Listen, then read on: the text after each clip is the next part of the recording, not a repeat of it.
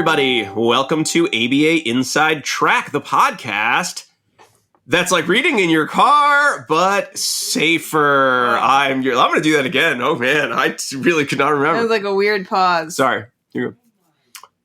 Hey, everybody. Welcome to ABA Inside Track, the podcast that's like reading in your car, but safer. I'm your host, Robert Perry Cruz, and with me, as always, are my fabulous co-hosts. Hey, it's me, Jackie. I'm no longer the regular host because Rob's back. Hooray!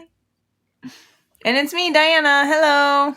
Woo, everybody. We are coming around the home stretch on this podcast about behavior analysis and behavior analytic research, where every week we pick a topic and discuss it at length. But we're doing two things slightly different in that since it is the month, if you're listening to this right when it comes out, it is September. We are doing only episodes on the topic of supervision, and double weird to wrap up our summer of book clubs. We are doing a everybody gets it at the same time special supervision book club to round out our Supervision September, which means you listen to every single September episode, you will have all the Supervision CEs that you are required to have for recertification. Will you have all the Supervision CEs you need to actually be good at supervision? That is a question only you, the listener, can answer. It's a journey. It's a journey, It's but a process. You got 4. So, that's you hit a minimum threshold. So congratulations, everybody. You did it. Now, fortunately, I'm not 100% sure what order this is going to come in, but I was sick and I missed my first episode in like a bazillion episodes. So I'm back for today. But sadly, book club guy Alan Haberman is not able to join us on this recording due to some last minute scheduling kerfuffles. So we'll have Alan back this winter for our winter book club, which will come out only for patrons and then come out for everyone else a year in the future. So we will be hearing some more Alan, but unfortunately not today. But I'm back, and my voice does not sound as garbage as it would have when we were going to record our last episode. So hooray for that. Welcome back. Thank you. Welcome back. It's no longer Girl Tribe. No, was that what you called the show that episode? It was Girl Squad. Girl Tribe. Oh, yeah, Girl Squad. Girl Squad. Okay. No, this is a Supervision Squad. And we're going to be talking about a supervision book that I've been interested in for a while. I think it was like probably Dr. John Austin, maybe in his newsletter, or it might have been some other talk. But we are going to be reading, we'll be discussing Discipline Without Punishment by Dick Grote, who is a consultant. Now, this is not a book that is directly a behavior analytics, certainly, though it talks very much about concepts like reinforcement. Does it use the term punishment correctly? Sometimes yes, sometimes no. But it does cover a topic in supervision that I think we pretty much always leave out, which is what do you do when somebody just continues to make mistakes somehow or do the wrong thing at work? So we're going to be talking about this because I think most of our episodes, and rightly so, are on the idea of how do we more precisely label what it is we're supposed to do at our work? How do we appropriately train our employees? How do we set up meaningful consequences to maintain the behaviors of note in the workplace? And Dick Grote also recommends these are things that you have to be doing as well. So nothing else is going to work if you don't have those pieces in place. But I think everybody, because I know I listen to those episodes that we make, and I'm always left saying, yeah, but what do you do even with all of the training and all of the precision in expectations? What do you do when you still have employees who just can't seem to get to work on time or who just refuse seemingly to use the tools that you are laying out for them to do their job properly? And I think this book is one of the few I see that hits on exactly what you could do in that situation. Possibly not always should do, but you definitely could do. And I think we'll have a good conversation about some of the pros and cons of this approach. But man, it is just nice to know what do you do? Because I don't think I've met a single supervisor who doesn't say, yeah, I did the behavior skills training. I did all the good job crafting. Everyone knows what they're supposed to do. I do all my meaningful supervision check-ins. And yet no one does what they're supposed to do. The second I leave, everyone's just doing whatever they want to do. And I don't know, I'm at a loss. And I think at some point, and one thing I think this book does that I really like is it does put the responsibility of actually doing one's job on the employee. Not that it is 100% an employee's job to always be doing everything properly, because there, as we all know as behavior analysts, there are a lot of contingencies in place that might make someone who could be doing a good job not do a good job in ways that we might all say, yeah, it makes sense you're doing a bad job. Your boss is a jerk, or no one is training you to do that, or they're expecting you to do 50 jobs to save money so that they can get their golden parachute vacation and you can just eat a bag of rocks because, BS rolls downhill at a lot of job sites. So there are a lot of reasons that I think employees should not be doing the right thing because their job, well, they should always be doing the right thing, but, aren't doing the right thing that are in some ways justified. But at some point, we do all have to ask ourselves, why am I doing my job correctly or not? And it goes beyond just because no one taught me how to do the job, because all of us have had those days where we know exactly what to do and we still choose not to do it. And there's a level of responsibility that this book does lay at the feet of employees, which sometimes is needed. And I think it's needed that managers hear that, as well as hearing all the other things that go into, well, why might your employees be engaging in inappropriate or not correct behaviors for other reasons. So we're going to talk about all of that, especially in this book. And it's not that long a book. I mean, it's longer than some of our recent books, but it is not that in-depth a book. I think it gives a lot of good, you're a manager, here's some information, facts. So overall, I enjoyed this as something new to put into our supervision bag. Jackie, Diana, what did you think? I both liked and disliked this book. Mm-hmm. You said you would. I think this was a book we almost did last year, and you said very clearly, I absolutely do not want to read this book. It looks super boring and managey, and I hate it. And so I did not think it was super boring. So I will give it credit. I didn't find it I liked their real life examples, like the Frito-Lay company. Is it me? No, it's not me. So I did not find it boring. So I'm going to retract my statement there. I didn't find it boring. I don't like the title. I think it is, I understand why he made that title for layman's terms, but I don't think it's accurate. And I think that it misses a big piece of problem behavior, right? Decreasing just general problem behavior. So that part I don't really love. And, while reading it, I found that some of the suggestions may be too simplistic. So, right, he was just like, well, just do this and everything will be fine. And I don't think it's that easy in being a supervisor and trying to do things of this nature. I don't think it, he just is like, oh my gosh, this is going to be so easy for you. And I don't think it's going to be easy, right? I think he misses out right. I do love that it's your responsibility, right? I think that's great. I love that piece and we'll get there.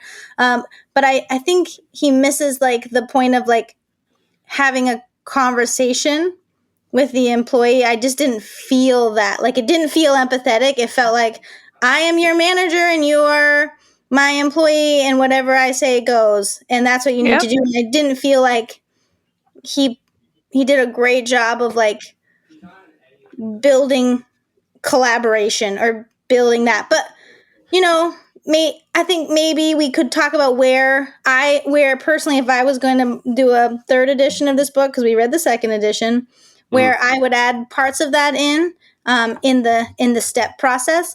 But overall, I don't actually think it was a horrible book. I actually liked it more than I thought I would, but still not in my top 5. Of all supervision books, or your top 5? Okay. Yeah, not I don't know all if books in general, right? Because I can say I was reading Anne of Green Gables, right? Pride and Prejudice, and Discipline Without Punishment. And Discipline Without Punishment, number 3. No, but I can say squeaks into the top 3 that I had been reading a fiction book at the same time. And I went on vacation, so I was camping, and I had Discipline Without Punishment, and I had this fiction book that is going to be nameless. And I actually was like, which one should I read? And I actually chose Discipline Without Punishment because I didn't like the fiction book I was reading. Wow. And you like a lot of books. I do, and I just could not get into that fiction book. So, I mean, it was better than that fiction book by a very a great author, because I love all of their other stuff, but... I know. I'm interested to go read that book now to see how I feel about it. I gave it back to Diana and she threw it at me. No, just kidding. I don't want this anymore. So Diana, we mentioned the name of the book in the episode title, but why don't you give the book its bona fides, and then I'd love to hear your thoughts on the book. Sure. So the full title is Discipline Without Punishment, the proven strategy that turns problem employees into superior performers.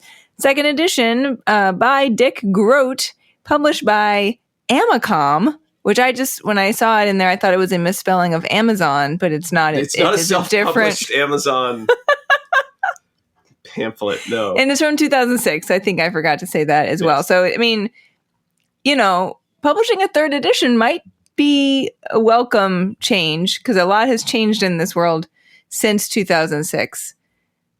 2006 is graduating from high school this year. Yeah, so even if you just looked at the difference in how some of the rules and the whys, because Dick Grote does talk a lot about the whys, being able to explain to your employees the why of certain behaviors at work, just talking about that in the land of sort of the hybrid work communities or the remote work communities that people are now in would be interesting. I think would be interesting. I like his perspective on that. He's been doing management stuff for a long time. But what were your thoughts, Diana? You were excited, not excited to start this book, and kind of your general feelings on it. I was not excited to start this book. I also find the title really off-putting. Mm-hmm. And, we've referenced this before when we talked about behavior analytic language. We talked about the Belevicic article in which they discuss valence of language that we use in our field and how we should, perhaps be careful in choosing negatively veiled words. And they're two of the three, or arguably three of the three words in this title, to me, have a negative valence to them. Discipline and punishment. And then the other word is without. So that's not that super great either. So just the title is not appealing to me. I do think that this book focuses on only a one small sliver of supervisory practice. And so what I don't want to do is I really want to talk about what's not in this book because I think that there are tons of important supervisory practices that he does not touch on here. But for what the book is doing, it's focused really specifically on what is the discipline. What is the discipline system that is in place at your agency, and how are you going to ensure that it's followed effectively such that everyone's getting a fair shake, right? And it's clear to everyone what the process is when you do have to go through all the steps from reminders all the way up through termination of an employee. And like you said, Rob, not a lot of our literature in our field, and even at this point, we've read several of these different types of supervision books, and not a lot of them have really focused on that side of things. Mm-hmm. It's very much, here's all the proactive strategies that you want to do so you don't encounter these problems. And I'm huge on the proactive side. I think that is absolutely where you want to spend your time and energies. But it would be naive to think that you never also need to address this side of things and have a plan in place when reaction does need to occur and you have, continued challenges with an employee. So that being said, in that one area, I think this is a great addition, and it does give me more of a scaffold in which to think about what should a disciplinary system look like? Are there ways in which I would like to add even to that particular sliver? Yeah, there are. So I'm left feeling like an update might be good. This definitely helped me think more in this area. And it's useful, but there's more that I still want to kind of gather. Yeah. I mean, it certainly, I think even going to something like the title, there is nothing inherently, if you are thinking I have to have some way of having some sort of, consequential system for problem employees at my workplace, but I don't want it to be punishment. This book will not give you that, because I think, as we talked about a little bit already, when you are telling an employee, here are the things you need to do, and here is what will happen next, and there is the sense of you will be asked to decide you don't want to work here anymore. While that is a nicer way to go about a punishment system, it is still a punishment system. So this book does not... It's a disciplinary system. It's a disciplinary system, yes. Right? Will it punish the behavior of the employee? the system. We don't know. And he We didn't don't talk know. about that because he's really not using punishment in the way that we might. No, he does use reinforcement He does. correctly. Yeah. In the chapter on reinforcement. But I think with punishment, really, don't go into this thinking, oh, I don't ever want to use punishment at all, and this book will teach me how to do it. I think it is more how do you set up fair systems that are consistent and somewhat conceptually systematic with a goal of treating your employees with respect and ensuring that they're able to do their job perfectly, such that the only reason they wouldn't do their job perfectly are for reasons that have nothing to do with you as a boss or your company as a company.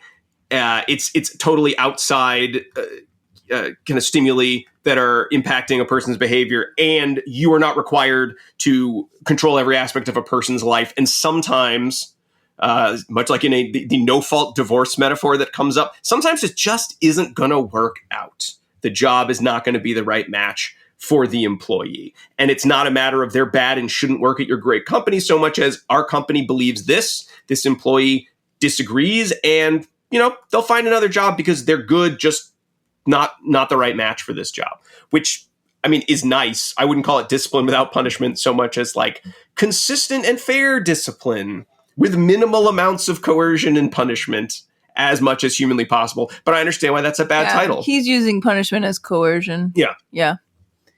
I think he's also using it for cruelty. Discipline without being a total ass is kind of because a lot of managers, I think, when they think of discipline, and we'll talk about it in the book, really think of it as this is the system I have to use to get rid of this jerk that I don't want working here anymore, which inherently just leads to nobody is happy, everyone is miserable, morale is low, and it's not teaching anyone what they're supposed to be doing. It's not making other employees feel like they have less work to do because the people who are causing problems at work are, being either supported or being removed. It just leaves everyone feeling miserable and mean all the time, which again is a very long title that wouldn't fit on the cover. So who is Dick Grote? Well, he is a consultant and a manager. I just thought you were going to say a man. He is a man. Who is this man? Dick Grote, of course. He worked for a lot of big companies. He got his training start with General Electric, who I believe General Electric is one of those businesses that has like the big business management, like Six Sigma, or one of those sort of management houses that sort of set up all those really good training procedures for really good managers back in like the 60s and the 70s. But he sort of made his bones as a management development person at Frito-Lay, the company that makes such great things as Chips, Doritos, chips. stuff. Pepsi? They own Pepsi, I think. I don't know. They gonna get Doritos, red Doritos, blue Doritos, purple Doritos. Cool American Doritos. Yes, Fritos. right. Yep. And definitely Fritos. And Fritos. definitely Fritos, because that's what it's called. Yeah. Yeah. And Lay's chips. And Lay's potato Lay's. chips. I know. I was going to say that too. Oh, okay. Do you know Which what? the yellow bag are the best. I really just want to try about chips. Yes, Okay. Jackie. But the funny thing is everybody calls it the yellow bag. Like nobody knows that it's called Lay's potato chips. Like it's my child's favorite chip, Lay's, the Lay's potato chip, Yeah. and she's like, "Oh, I wish that I could get that yellow bag of chips." And then her friend's like, "Right, I love that yellow bag of chips." And everybody knew what they were talking about. Nobody knew the name. So that was That's pretty right. funny. Yellow bag is the best. Yeah. Yellow bag is the best. Wow. So Dick's story seems to mainly, or at least the story he tells, really comes from his work at Frito-Lay in the early 70s, where he was brought in to help out with some morale problems that one of the Texas Frito-Lay plants were having. Would anyone like to share what those morale problems were leading to? What was the inciting incident where they're like, Dick, you got to come in. Our plant is doing awful. Here's the latest big problem we're having. Jackie, what was the latest big problem they were having at this This made plant? me so happy, actually. And maybe one of the reasons why I did not hate the book is because the Frito-Lay company was having a hard time because somebody was coming and writing obscene messages on the chip only in specific Frito-Lay companies, and then it was putting in the bag so people would be eating their chips and find this obscene message on their chips in the bag. Yeah. Written on the chip with a Sharpie marker. That is like, so you can't even eat it because it's Sharpie marker. But like, so that means, by the way, whoever did it, greatest idea ever, right? Like, if you really want to stick it to your job and you like hate your job so much that you are willing to like get everyone involved, right? Because that's what they said. It had to be a whole thing because they had to stop production. They had to write it down. They had to pop it back on. Like, it wasn't like easy.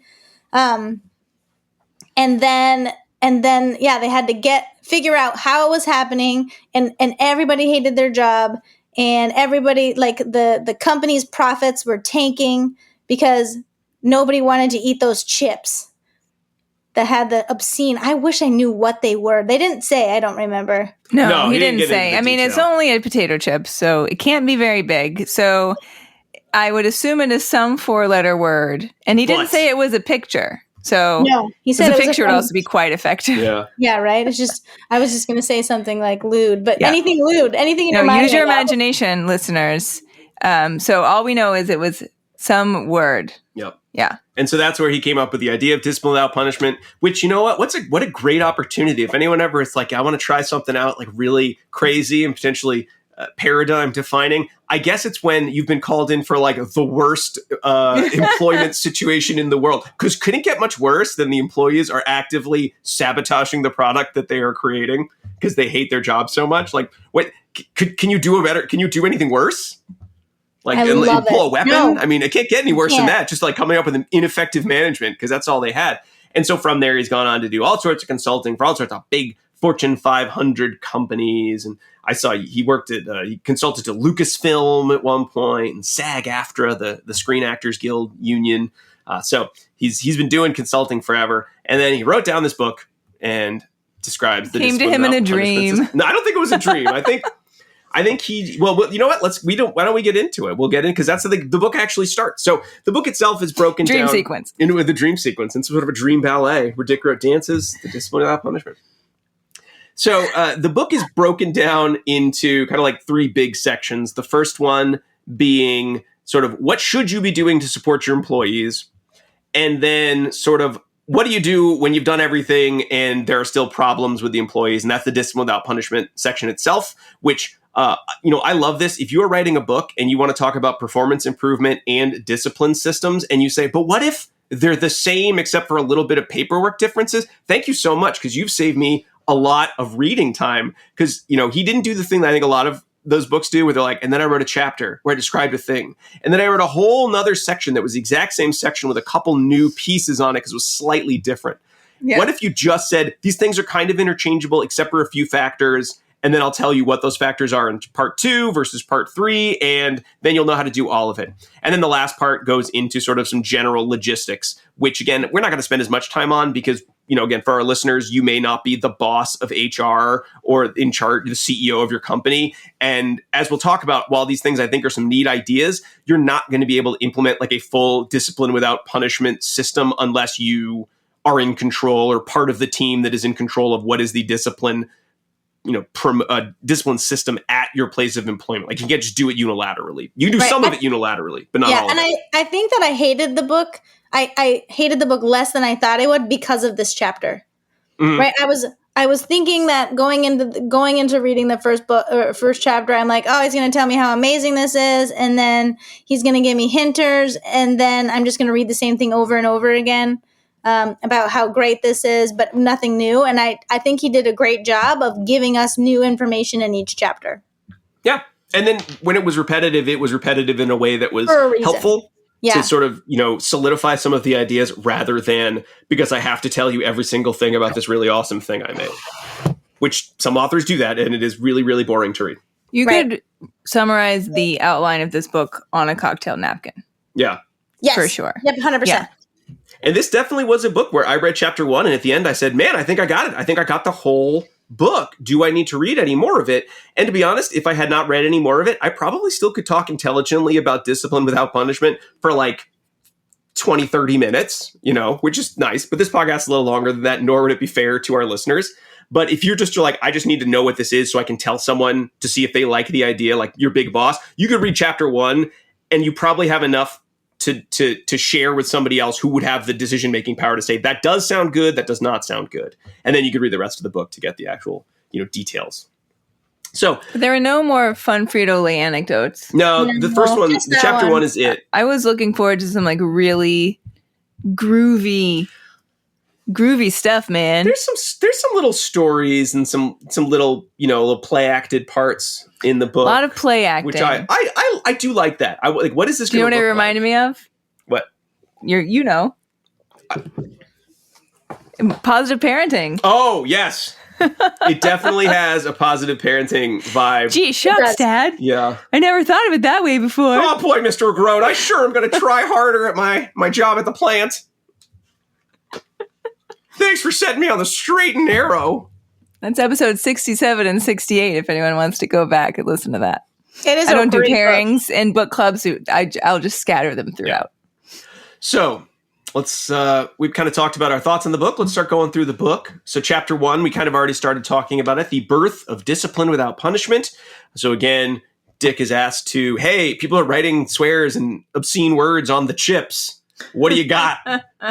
And he lays out, I think, a really good picture of what management at this company was like at the time.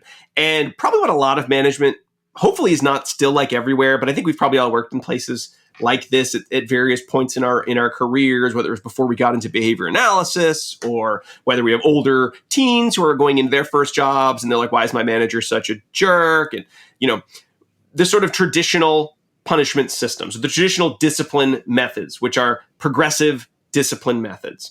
So this plant at the time used traditional progressive discipline, which, as a quote from page 5, the purpose is to correct behavior through progressively more severe penalties. 1, an employee who has committed an infraction is verbally warned and told that if the same infraction occurs again within some specified period, the degree of disciplinary action will be increased.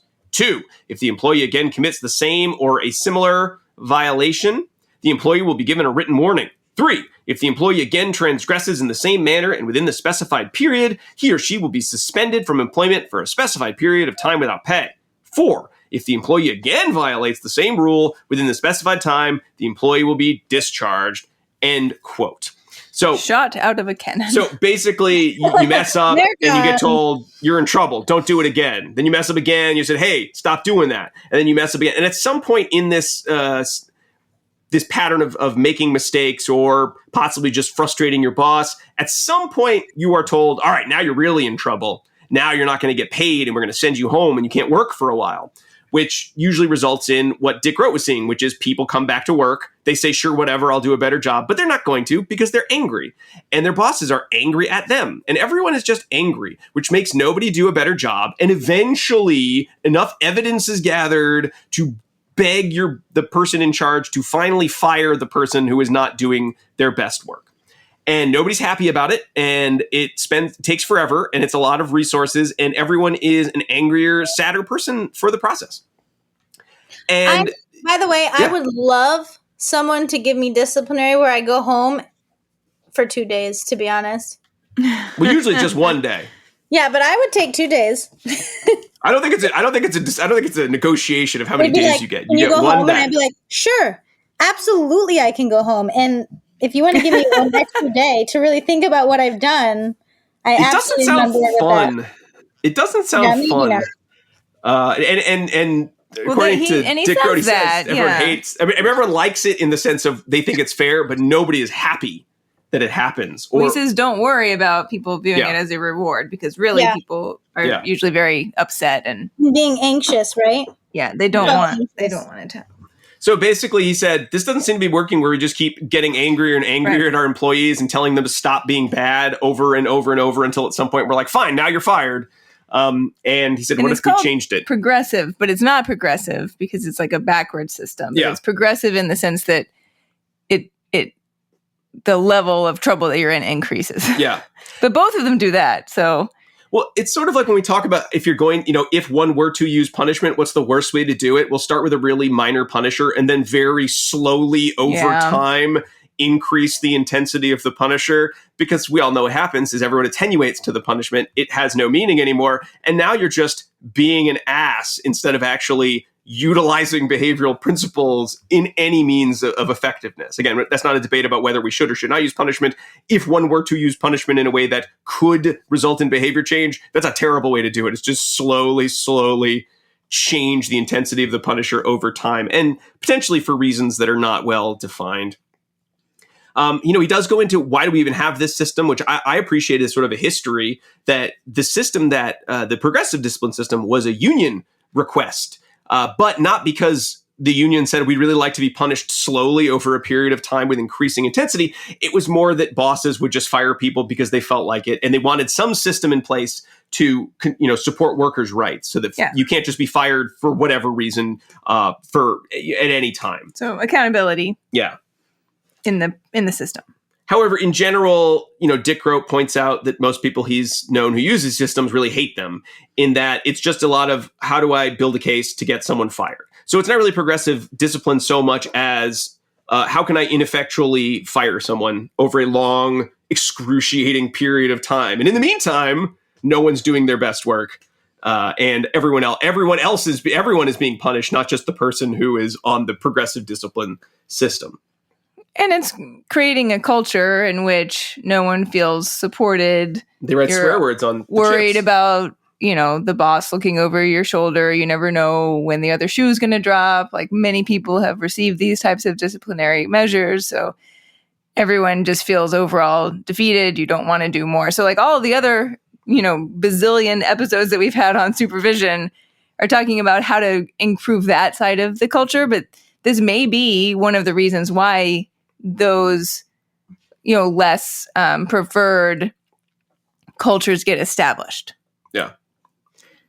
And I did find this part a little strange in that he doesn't quite make a case as to why his system, the discipline without punishment, is inherently better than the progressive discipline system, because he does mention a number of things progressive discipline systems tend to not do well. However, I did not tell, it not being, someone with like Six Sigma management training, whether those systems fail because they are meant to fail in the ways we sort of think of kind of, more appropriate and humane discipline systems, or whether they fail for the same reasons that discipline without punishment would fail if you were not using some of these systems and the supports, and you weren't thinking about human behavior and you were just using it on its face. Like, well, these are the steps I must go through to get rid of you, right? Like, I could see you using discipline without punishment, and if you don't understand human behavior and you haven't done all the legwork to sort of understand, are the consequences in place to actually reinforce employee appropriate work behavior, this system's going to fail just as badly,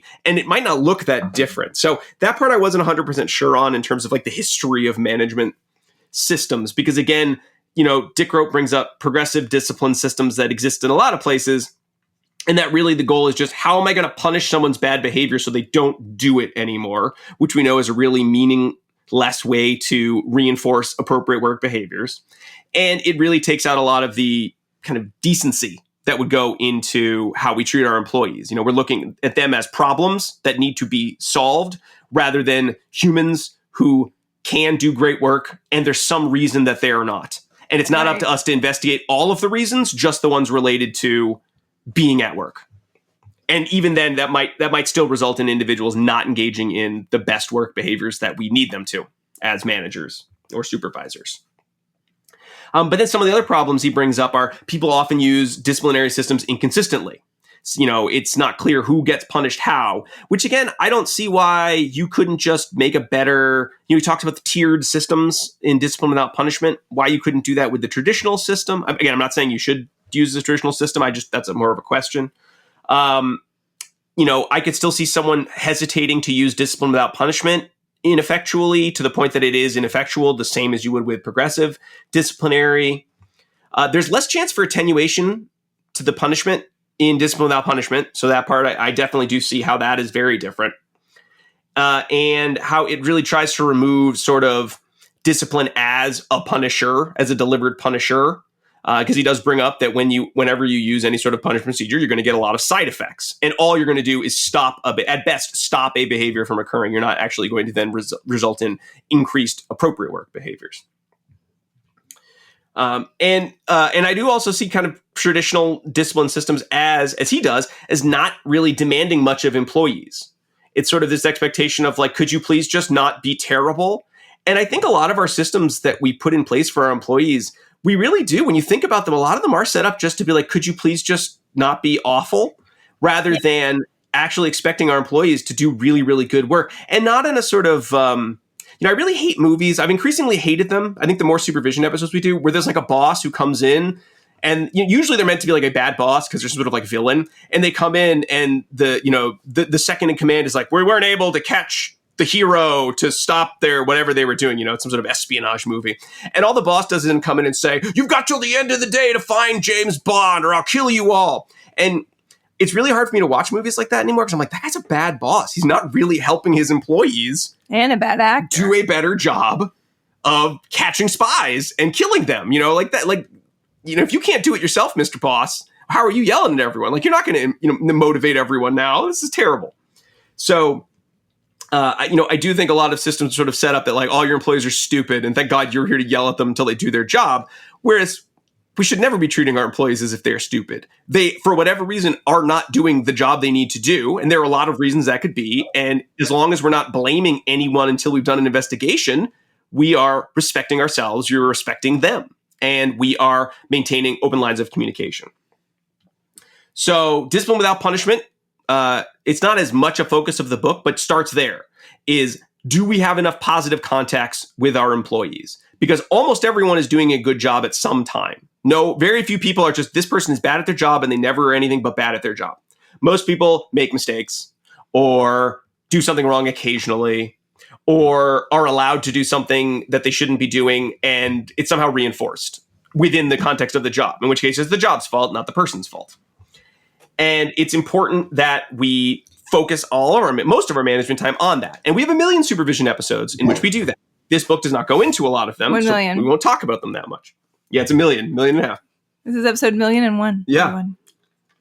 But what do you do when the change is not occurring, even when everything else is in place? You are spending all your time on training. You are spending all your time on positive feedback. All right. What happens then?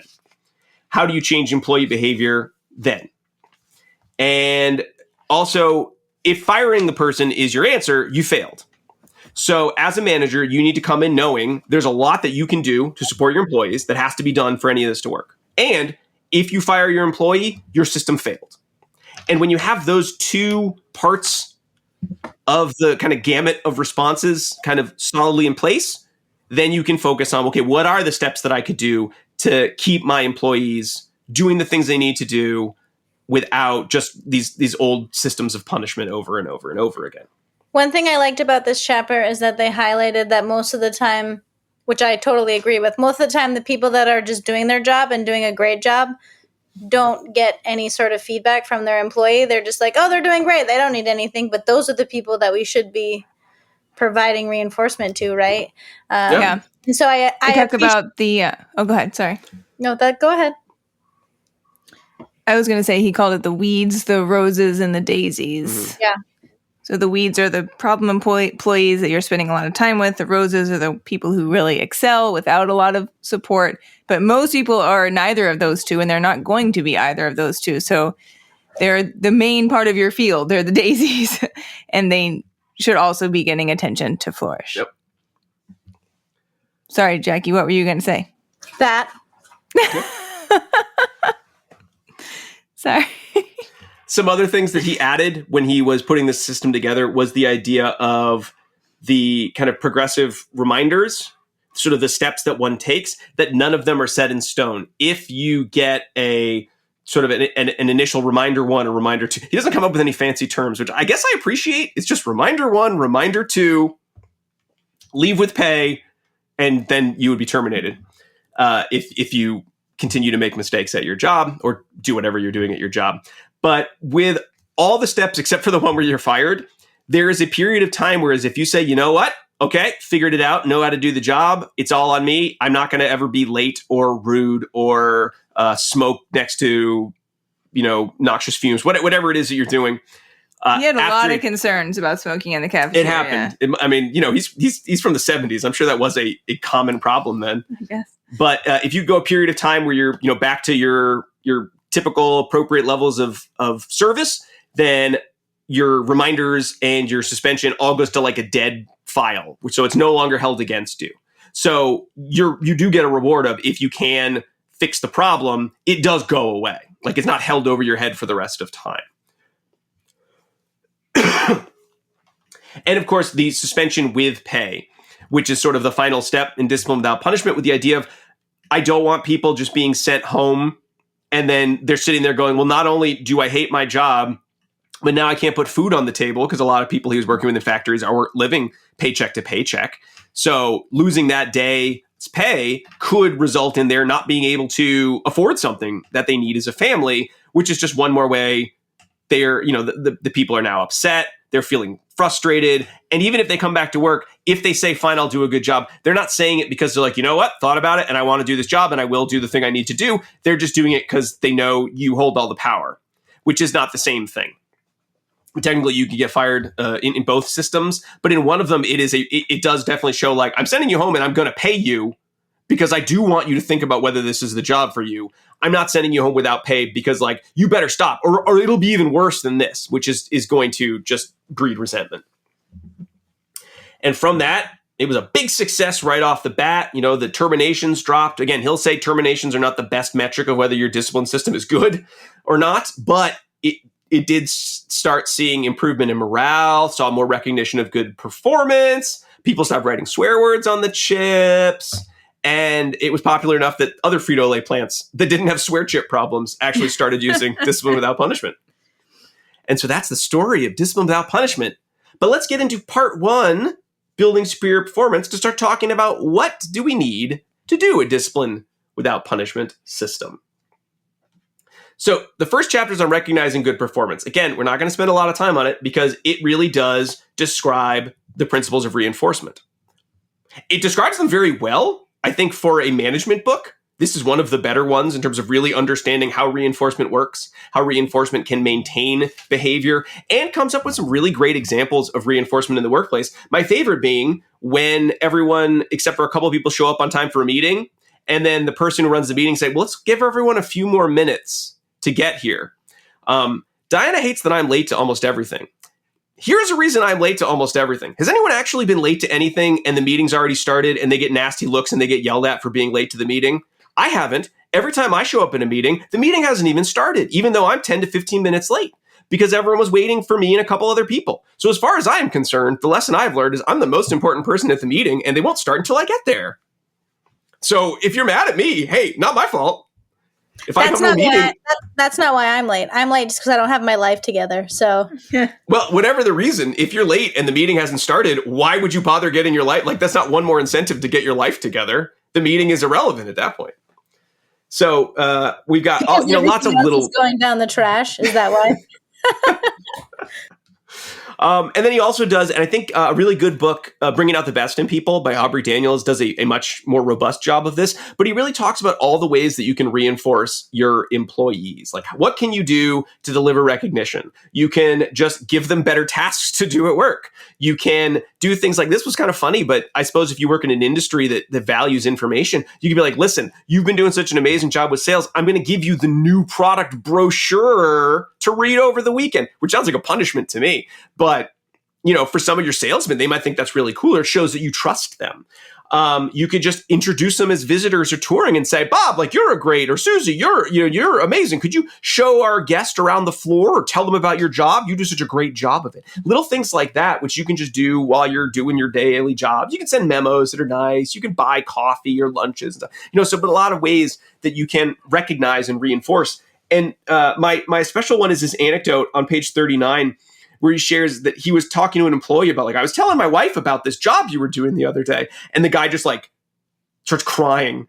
And he's like, no, there's more to it. No, there's okay. You want to say, well, you tell the story maybe about, my notes aren't detailed enough. Yeah. He, well, first of all, I just wanted to say in this section, he is highlighting that there are likely individualized reinforcers for varying employees. And so it would be beneficial for you to learn what those are specifically, because not everyone wants the pizza party or the employee of the month. Nobody wants the employee of the month. No one wants that. I did. I got it once and I was very excited. He does give it like a nice list. But this anecdote is saying that he worked closely with someone on a big project and he wanted to find a way to, say thank you to them. And he was at the grocery store, I think, and saw a ski magazine. And he knew that this person liked to ski. So he was talking to his wife about it. And she was like, well, why don't you get them the ski magazine just as a token of thanks? And so when he brought it to them, he said, hey, I was talking to my wife about what a good job you'd done. And she said, why don't I give you this ski magazine? Here you go. And so the ski magazine, he didn't really care about because he stopped and said, you told your wife about me? And that was the thing that was really the reinforcer for him, was that he had done a good job and the boss wanted to share that with his wife. Yeah. So that was the takeaway. I loved that anecdote. That was I thought really it was so great. That was a great anecdote. Yeah. And it points to, as a manager, your main job is recognizing good work. However, you need to be able to both recognize what good performance is and what bad performance is as well. Because if you can't differentiate when to deliver recognition and when not to deliver recognition, then you're not really going to see improvements in work performance. There's a good quote here from Dick Grote here. Don't treat everyone fairly. So if you're one of those managers who says, I treat everyone alike, you're probably a bad manager. And this is what Dick Grote thinks of you. Quote, the manager who takes pride in treating everybody alike will probably never be caught or confronted. He will simply drift along, content with the mediocre performance that his department or unit or function is producing. Occasionally, he will notice that people who yesterday seemed to be highly committed and motivated now seem to have lost some of their spark and drive. But he will never have to explain to one subordinate why another subordinate is being treated better.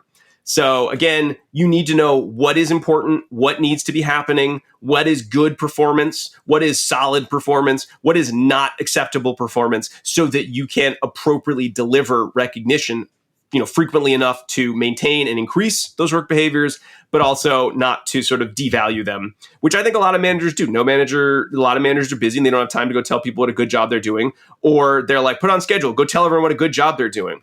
Which, I don't know about you, but has anyone here ever been told what a great job they're doing and you're thinking about your day and you're like, this is the worst day of work I've ever had. So clearly either this is good enough and since my life is a mess, this is the best I have to do, or clearly my manager doesn't care what I do, therefore I'll care while I care, and then when other things in my life take precedence, I won't care and it's not my problem. I don't know about you, but that's happened to me. I'm sure it's happened to a lot of listeners too.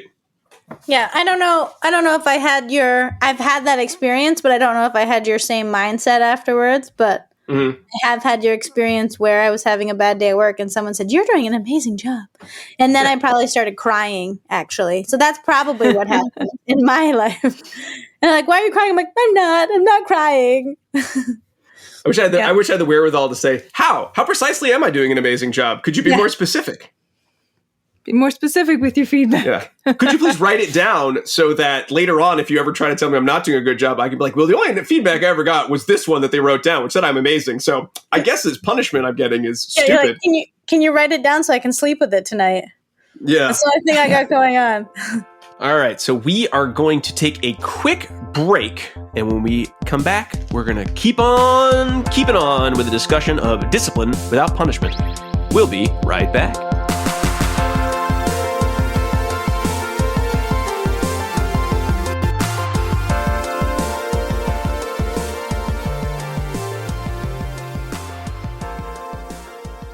Do you want to be a BCBA? Sure, we all do. Now you can come to Regis College in Weston, Mass. to get your graduate degree. Choose from any one of these courses. Masters of Science in Applied Behavior Analysis. Masters of Science in Special Education. Dual degree in Special Ed and ABA. Or be eligible for your postmaster's certificate. You can complete your degree and be ready to sit for the exam in 2 years. And our 2017 grads had a 100% pass rate on the BACB exam. Come enjoy practicum placement support, ethics mini handbooks, PhD-level professors, small class sizes, and a service trip to Iceland. If interested, don't delay. Supplies are limited. Learn more at regiscollege.edu.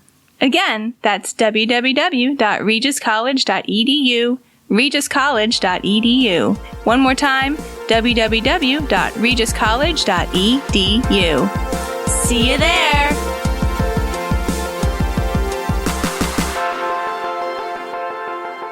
And we are back talking all about Discipline Without Punishment, the book by Dick Grote.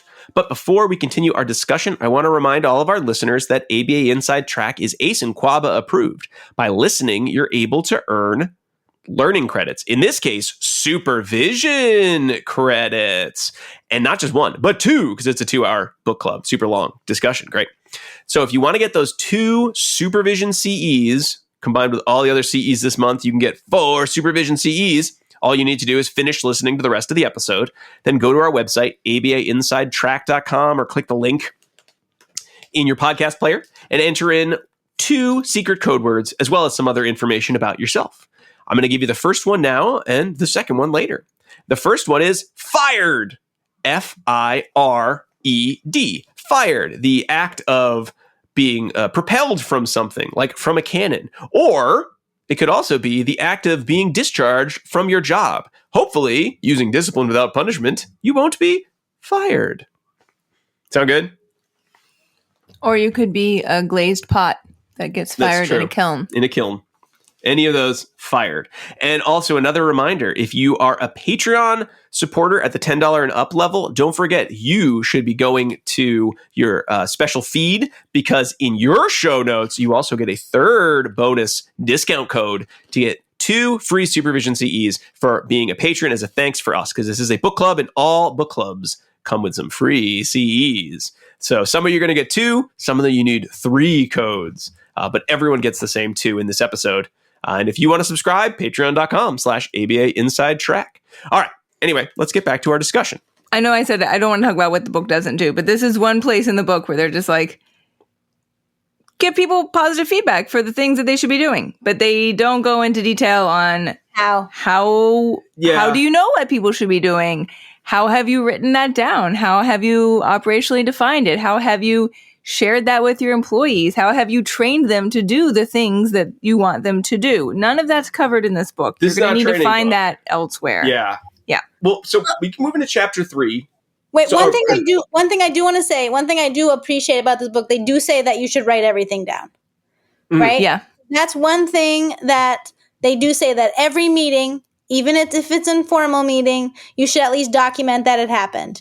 And I really appreciate that, because a lot of the times these non-behavior analytic supervision books are like, have a meeting, and if it's not a formal meeting, you don't have to document it. But I love that he says, no, everything should be documented, so that then you can go back and say, like, even if you gave them what they call a positive contact in the book, if you gave them a positive contact, you can go back and say, hey, look, I gave them a positive contact on this week, and look at all the other people that I hadn't done yet. So I like that part. So chapter 3, Solving People Problem, goes into some of the common issues that you're typically going to be responding to, which you could take it as the flip side of these behaviors that often are problems. How would I define doing a good job in these areas? So you could use that. I think some of the limitation is this is a management book for, as far as Dick Grote knows, who is reading this book. So in terms of what level of training you'd need, is it, he could talk about behavior skills training, for whatever the job is. And that might be a nice addition. But I think there's sort of an assumption that, here are the bare minimums you need to do to have an environment that reinforces work behavior. And the lack of precision sort of is hard to nail down when you doesn't know who is reading the book at any given time. But you could start with some of the chapter 3 areas. So the types of problems that you're really focused on in this book are problems of attendance, problems of performance, and problems of behavior/conduct. I agree. Attendance is easy. I agree. I kept thinking, like, can I think of a behavior that doesn't fall on that? And I couldn't. And I thought about it for like 3 weeks, because I couldn't. When I got to this chapter, it took me 3 weeks to get through chapter 3. Yeah. I mean, and these are the problems. Either the person is not at work on time every day, or there's something about their work that is not meeting a deadline or goal, or producing a lot of waste, or provoking complaints, or wasting time, which would be performance, or behavior conduct, which he does say is sort of the hardest one to describe in some ways. So certainly there are rules and standards that are set in stone. So safety rules, health rules, those ones are pretty easy. You either are doing them appropriately or you're not. Either you're smoking in the cafeteria or you're not. Yeah. You're not, right? Things like inappropriate use of company resources, that one can be pretty easy. You're either stealing staplers or you're not, kind of things. But also things like rudeness. Or, he does mention that there are some in behavior conduct that can be harder to define. So it really comes down to, is it impacting their work?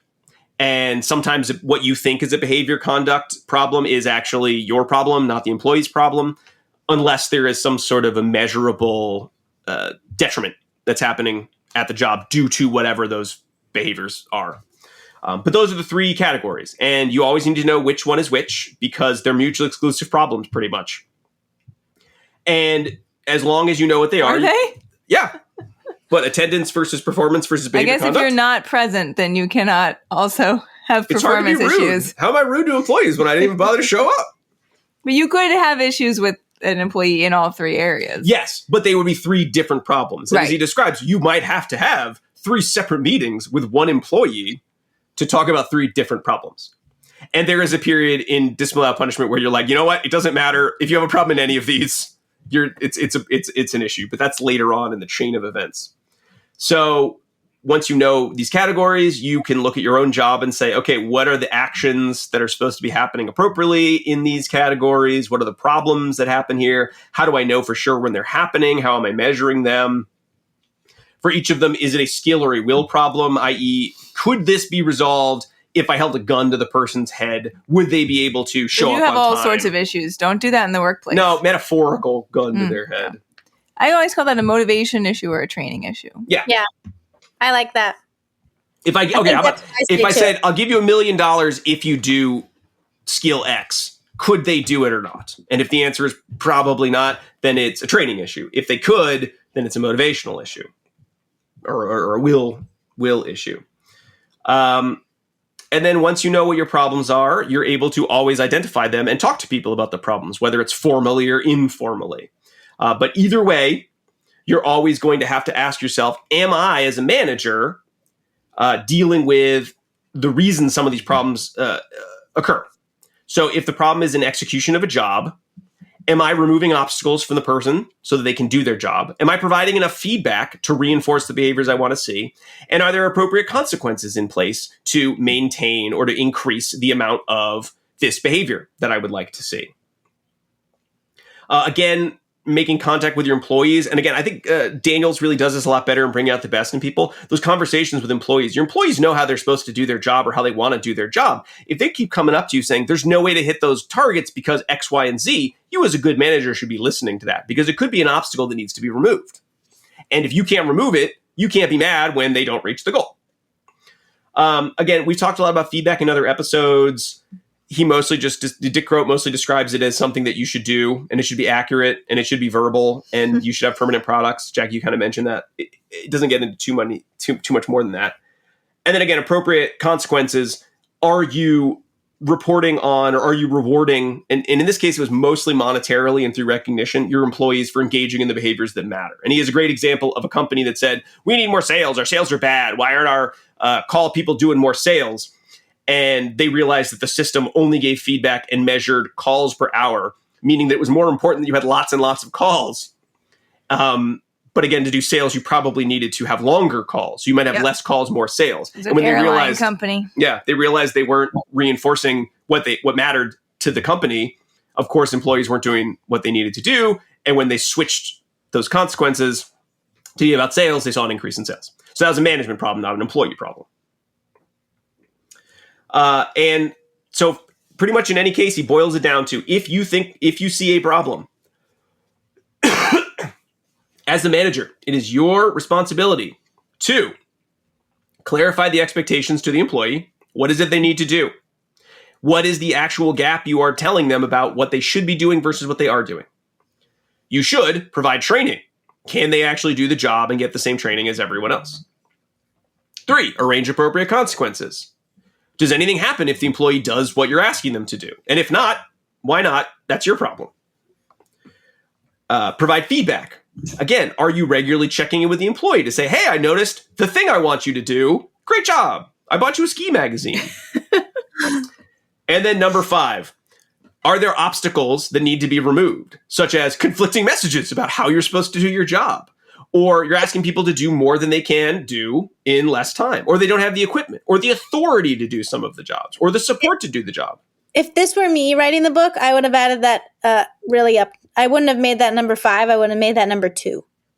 Yeah, that one does feel like a bigger one. Right? Because if you've clarified the expectations and they're still doing it, then you don't just automatically assume that it's a training issue, right? Because sometimes it's not. Then you could look about, this is one of the places where I thought maybe obstacles. I would go clarify expectations, look at obstacles, probably concurrently, right? Mm-hmm. And then based on that, like flowcharted it, right? Then we could remove some obstacles, add some reinforcements of a motivation issue, and then provide training. Because one of the things he does say in the book too, that I agreed with, but also didn't see a lot of follow through. And I can't remember what chapter it was in, but he talked about how people just automatically assume that it's a training problem, and then they just start training.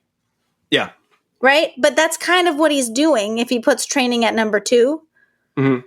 Right. And it kind of feels, the book feels very training oriented and not looking at the other pieces. And so I like that he said that, because I do think people are like, training is important, but it's not the only way that you can solve problems. And I think putting that obstacle one on number 5 kind of highlights what people are already doing, is just slapping training on it first. But yeah, I don't think he meant these to be sequential, or these are more like these are the 5 things as a manager. But when you put things with numbers, that's how people read them. Right? Like, in any case, yeah. You either, but as far as, listeners, if you're the manager, you either have done these 5 things, yes, for your employees, in which case the problem is an employee problem, or no to any or all of these, in which case it is a management business problem, in which case there's nothing you're going to, you can't do anything to the employee. You need to do something to fix the problem. It's your problem. Right. But the rest of the book assumes that you said yes to all of these, and now the burden of performance is the employees. And that brings us to part 2, performance improvement, which is very similar to discipline without punishment as a whole. Yep. I appreciate how well this is laid out, because I think one of the key components of all performance improvement is, like Jackie was saying, lots of documentation and lots of preparation. You're not just calling people in for sort of like fly by the seat of your pants meetings. You are having very specific discussions with them because there is a problem. You are making lots of decisions along the way as to which step to go to next. And a lot of that is based both on the information you have already gathered and what information you get from your employees. So none of this really, outside of maybe sort of the suspension with pay step, it is not meant to be 100% prescriptive. It is meant to be regimented, but it is not prescriptive, because there are plenty of times, even in I'm about to send you home with pay to think about whether this is the right job for you, where you might, as the manager, say there are extenuating circumstances, or they bring up something that I realize I have not been fair about this because somebody else had the same problem and I did XYZ, and I'm sending them home with pay. So that's not consistent. So I'm not going to jump ahead and do that. I got to do something else. So there are lots of points where you might change what you're doing. But for the most part, you sort of have a general set of the steps of what do you do before, during, and after a meeting, whether it's really formal or really informal, and wherever it goes in the sort of chain of events that starts in performance improvement meeting to reminders to termination. No, to the decision-making leave. The decision-making leave. Yeah, the suspension with pay is what I just called it. Oh, the decision-making leave is the fancy term. So if you're going to have a performance improvement discussion, the chapter 4 is for you. It tells you this is exactly what you should be doing to get ready for this meeting.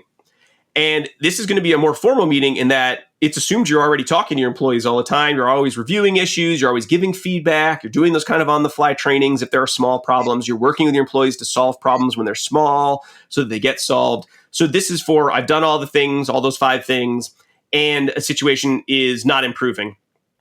And I feel it needs more formal discussion than just my checking in occasionally with the employee. So what is a performance improvement discussion? Quote, a serious and planned discussion between a manager and an employee about the need to correct a problem and improve performance. It has specific goals and follows a definite structure. Unlike spontaneous, casual discussions about problems, a performance improvement discussion always involves careful planning in advance. End quote. I like that. And- I like this part, right? I think a lot of supervision books also miss that you need to be prepared to the meeting and not just come up, that you need to know.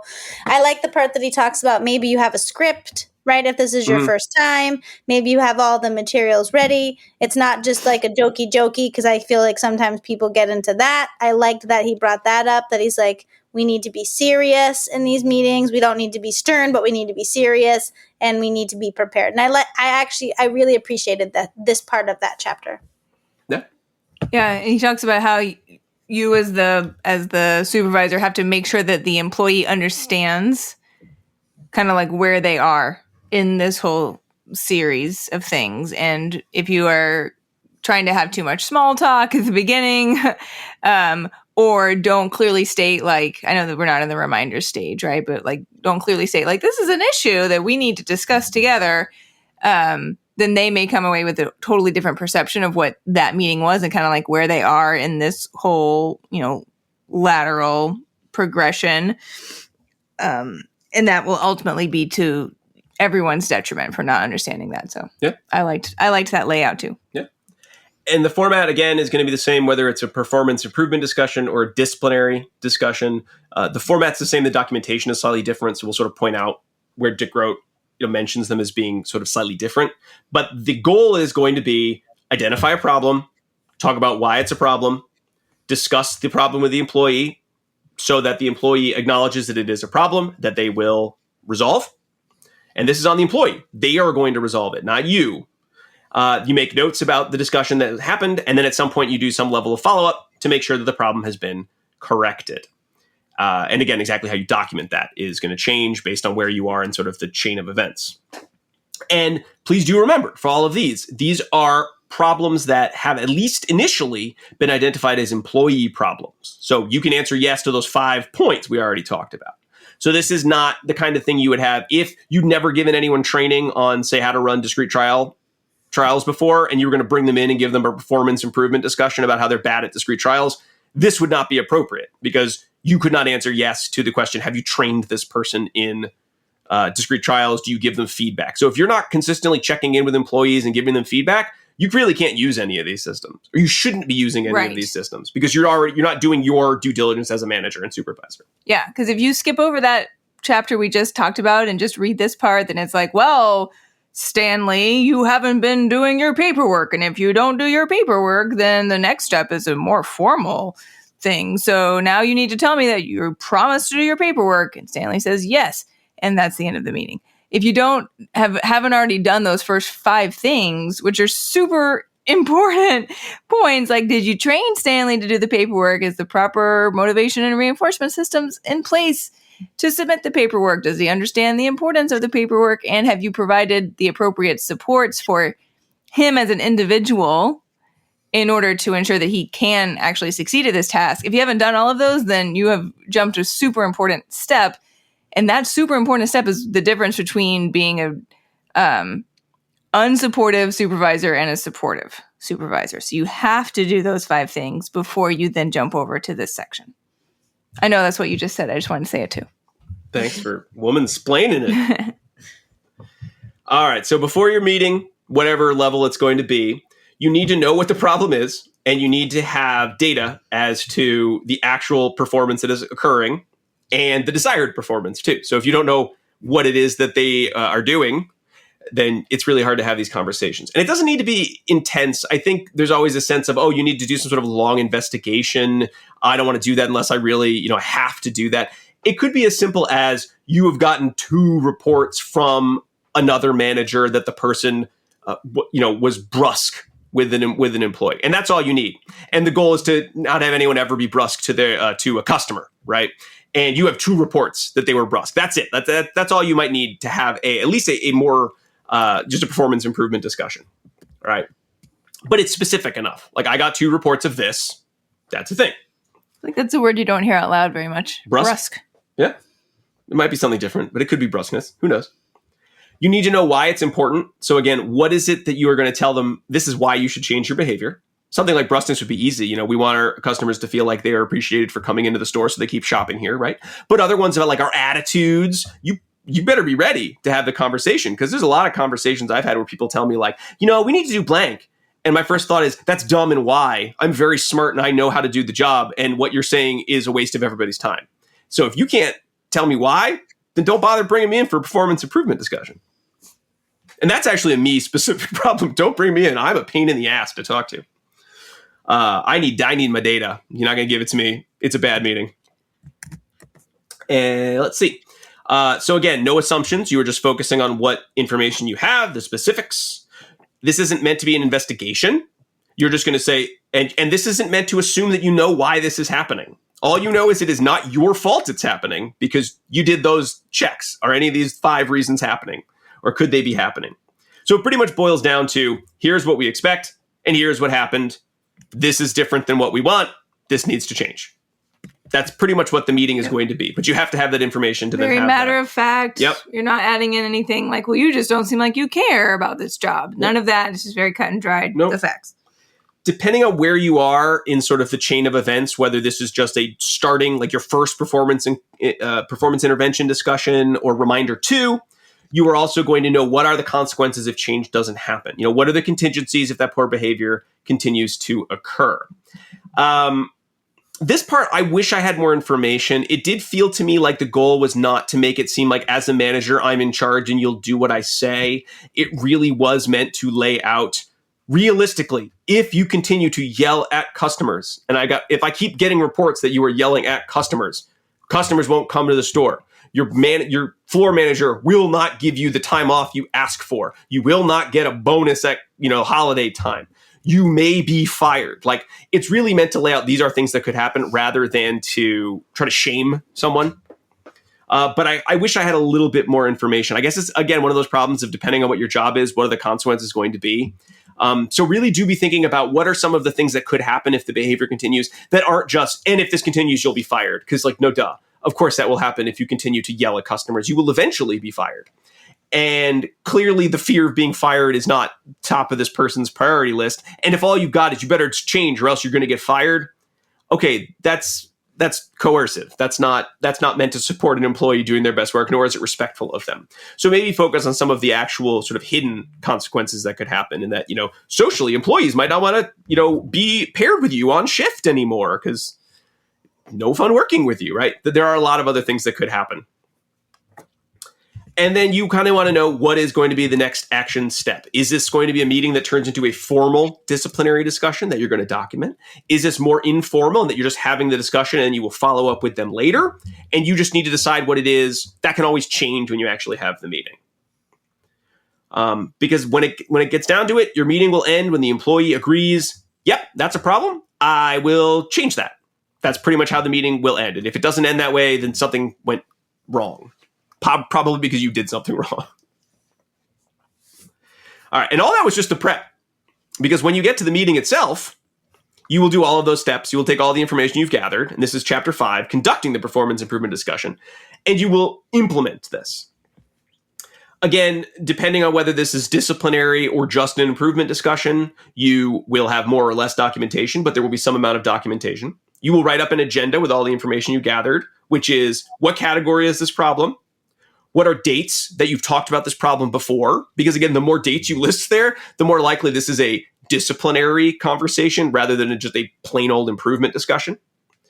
You will put exactly the exact performance and the actual performance, the summary of the good business reasons, so you don't have to try to remember it later, that the problem needs to be solved. Pretty much, if the employee says, what does it matter if I do that or not? What is your answer going to be? And the list of likely consequences. All right. Now, the reason you want to write this down, and again, I'm going to list the 5 classic questions from Carol Daughtry here, because this book does sometimes veer into that you have to do this to CYA legally. I don't like talking about that stuff. While I understand it has to happen, I never got into any business or field because I cared a lot about like the legalese of someone being terminated or not terminated. Because like Dick Grote says, if I'm talking about, well, I better make sure I covered my butt so that I can appropriately fire this person, I'm not focusing on being a good manager so much as I am in not getting in trouble. And I don't like spending my life not getting in trouble. I like spending my life doing things that are meaningful to help other people. So there are some things that we might mention that we're not going to spend a lot of time on that go into that area. And these questions are, when you are doing this meeting, Can the employee leave and answer these questions? And can you answer these questions? Did they clearly understand the rule or policy that was violated? Do they understand now in advance that if they continue to engage in the problem, there will be some sort of disciplinary action?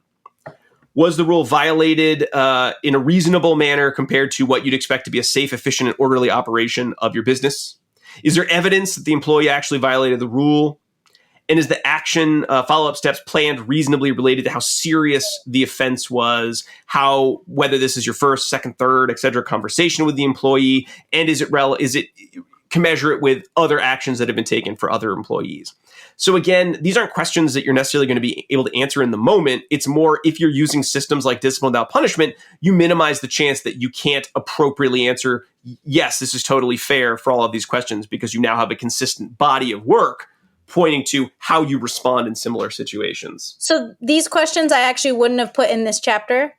No, I didn't like them here, but that's what they were, and they seemed important enough to bring up. Where I would have recommended them is in the after meeting, right? Like this is about having the meeting, but then you wouldn't ask those questions during the meeting, right? Because you're having the meeting, and you wouldn't stop and be like, So you may reflect on them, because he does bring up, like, you might change your actions based on things the employee says. You keep coming back to these questions. Right, but I think in the moment you're not going to remember them unless you have them written down, right? And I think it might be harder to look at them if you're in a disciplinary meeting, right? So I would have put these in the after, and then you reflect on them based on what they say, and then maybe you call them back in if it's not right, if the answers were not right. So that's what I would have done, right? Because like you said, if we are using the system and we are using that body of literature, the answer should be yes to all of those. And that seems more of like did I do what I was supposed to do, and not during the meeting, am I doing what I'm supposed to be doing? But that's just me. Yeah. This chapter focuses a lot on the logistics of this meeting, like where should the meeting be held? Probably a private space. Who should be there? When should you have the meeting? Ideally as close to when there's a discovery of a problem. But again, depending on where you are in your steps of this is just an improvement discussion versus this is like a reminder to disciplinary conversation, you may need more time to gather information. So again, the less of a disciplinary conversation this is, the sooner to the initial report you can probably have this meeting. And the more you've gone down the disciplinary steps, the farther away it probably will be, because you just need more time to get information together. How will you sit and be dressed? You have to consult other people up the ranks to make sure that everyone's in agreement on. Do union reps need to be there? Or HR rep need to be there? Again, a lot of that's going to be based on your company policies. Is nothing to do with sort of this is what he has some suggestions. The more people, the more ganged up on the person might feel. However, you don't want them to think you're removing any of their rights for representation. And so there's a couple different pieces you have to ask yourself and ask your HR and your union people how that works. But the goal is really for it to be a relatively brief meeting, 10 minutes, 20 max, but really 10 minutes. You should be able to get through everything in the conversation because you did all your work ahead of time. You know exactly what it is you want to say. I appreciate that the goal of the meeting is to get right to the point. And I love the way they start this meeting. I'm going to take this if I ever have to do one of these. Yes. And it's just, here's a quote. Joe, I've got a problem and I need your help. That's how the meeting starts. You say the person's name, you get to the point. But if you said that to every single meeting, right, that you met with Joe, you're like, Joe, I have a problem. I need your help. Yeah. And it's like every other meeting, he's going to be like, you might need to vary the SD a little bit. I think it's going to depend. Yeah, is this your first meeting with Joe, your second meeting with Joe? If it's your very first meeting to talk about a problem Joe is having, or it's been a long time, then start this way. But if this is your second or third, this is a reminder 1, reminder 2 meeting, you're not going to start this way off. You're going to be starting with like, Joe, I want to follow up on whatever thing we talked about. Joe, I've got a problem and I need your help again. Yeah. Some other examples. I was going to say, they say it's great because you use their name. So you set it up as a personal interaction. You go right ahead and say there is an issue here. So we're not like dancing around and talking about the Red Sox or whatever, right? Which kind of can make people more nervous. You make it an I statement. You say, I have a problem. So you're not automatically blaming them for whatever is about to happen. And you say, I need your help. So we're going to work together to solve this problem. So it's taking it from like a problem solving collaborative approach. I love it. But it is not. I think the trick, though, this is not, at this point, these conversations are not meant to be collaborative problem solving. This is you telling them there's a problem. They are going to come up with a solution. Collaborative problem solving would be like, hey, Joe, I've been looking at our numbers in blank, and I actually don't know the reason, and I want your feedback so I can come up with a solution. This is, Joe, you ain't showing up on time. Or, Joe, you missed 50% of the work days. I'm not going to tell you how you're going to come to work. And at no point in this conversation will I give you the impression that I'm going to help you come up with a solution. And I think he is very clear about these conversations. This is not a collaborative conversation when you're using them in this context. No, it is very true. And in the 3rd edition, I would like this to be collaborative. I would like him to say, I've got a problem. Here it is. You're not doing this. Let's work together to figure out a solution, because we don't know if they even know how to solve that problem.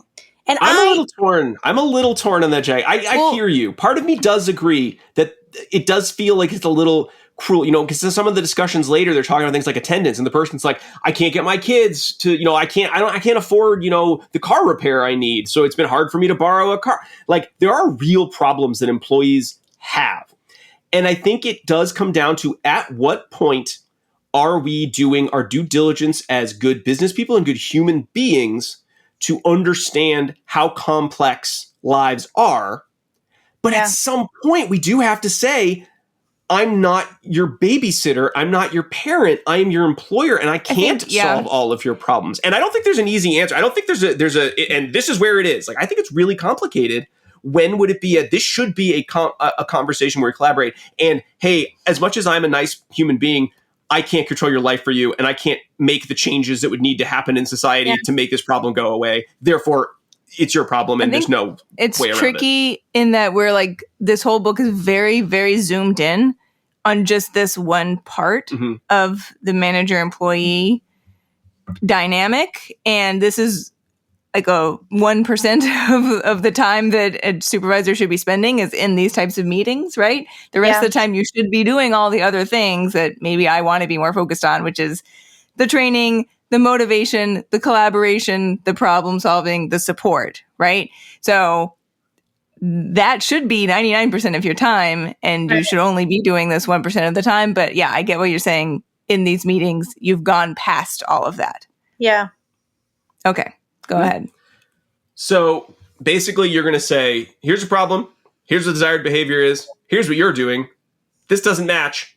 And then you give the employee a chance to speak. Tell me about it. Is there something I should know? And this is one of those points at which the employee might bring up something. And I think, Jackie, this would be a good place potentially where the employee brings up something you were not aware of, even though you did your due diligence, that makes it a management problem. So I think there is room potentially for a collaboration there. If they're like, well, one of the problems with being able to get my reports in on time is that, the way our billing software works is we have to go right to the end of the hour with our session, but then I'm expected to drive to the next place. I don't know when there's no time built in for me to write it. So I would have to do all of it at my home on my own time. I have been doing that, but my mom's been sick, so I haven't been able to do.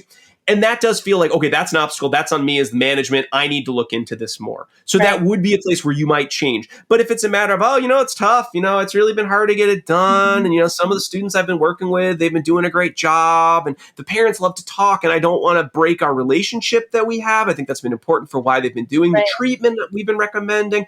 So I don't want to cut into that time. So, and that might be a situation where you kind of, do you collaborate? Or is it nope, I understand that.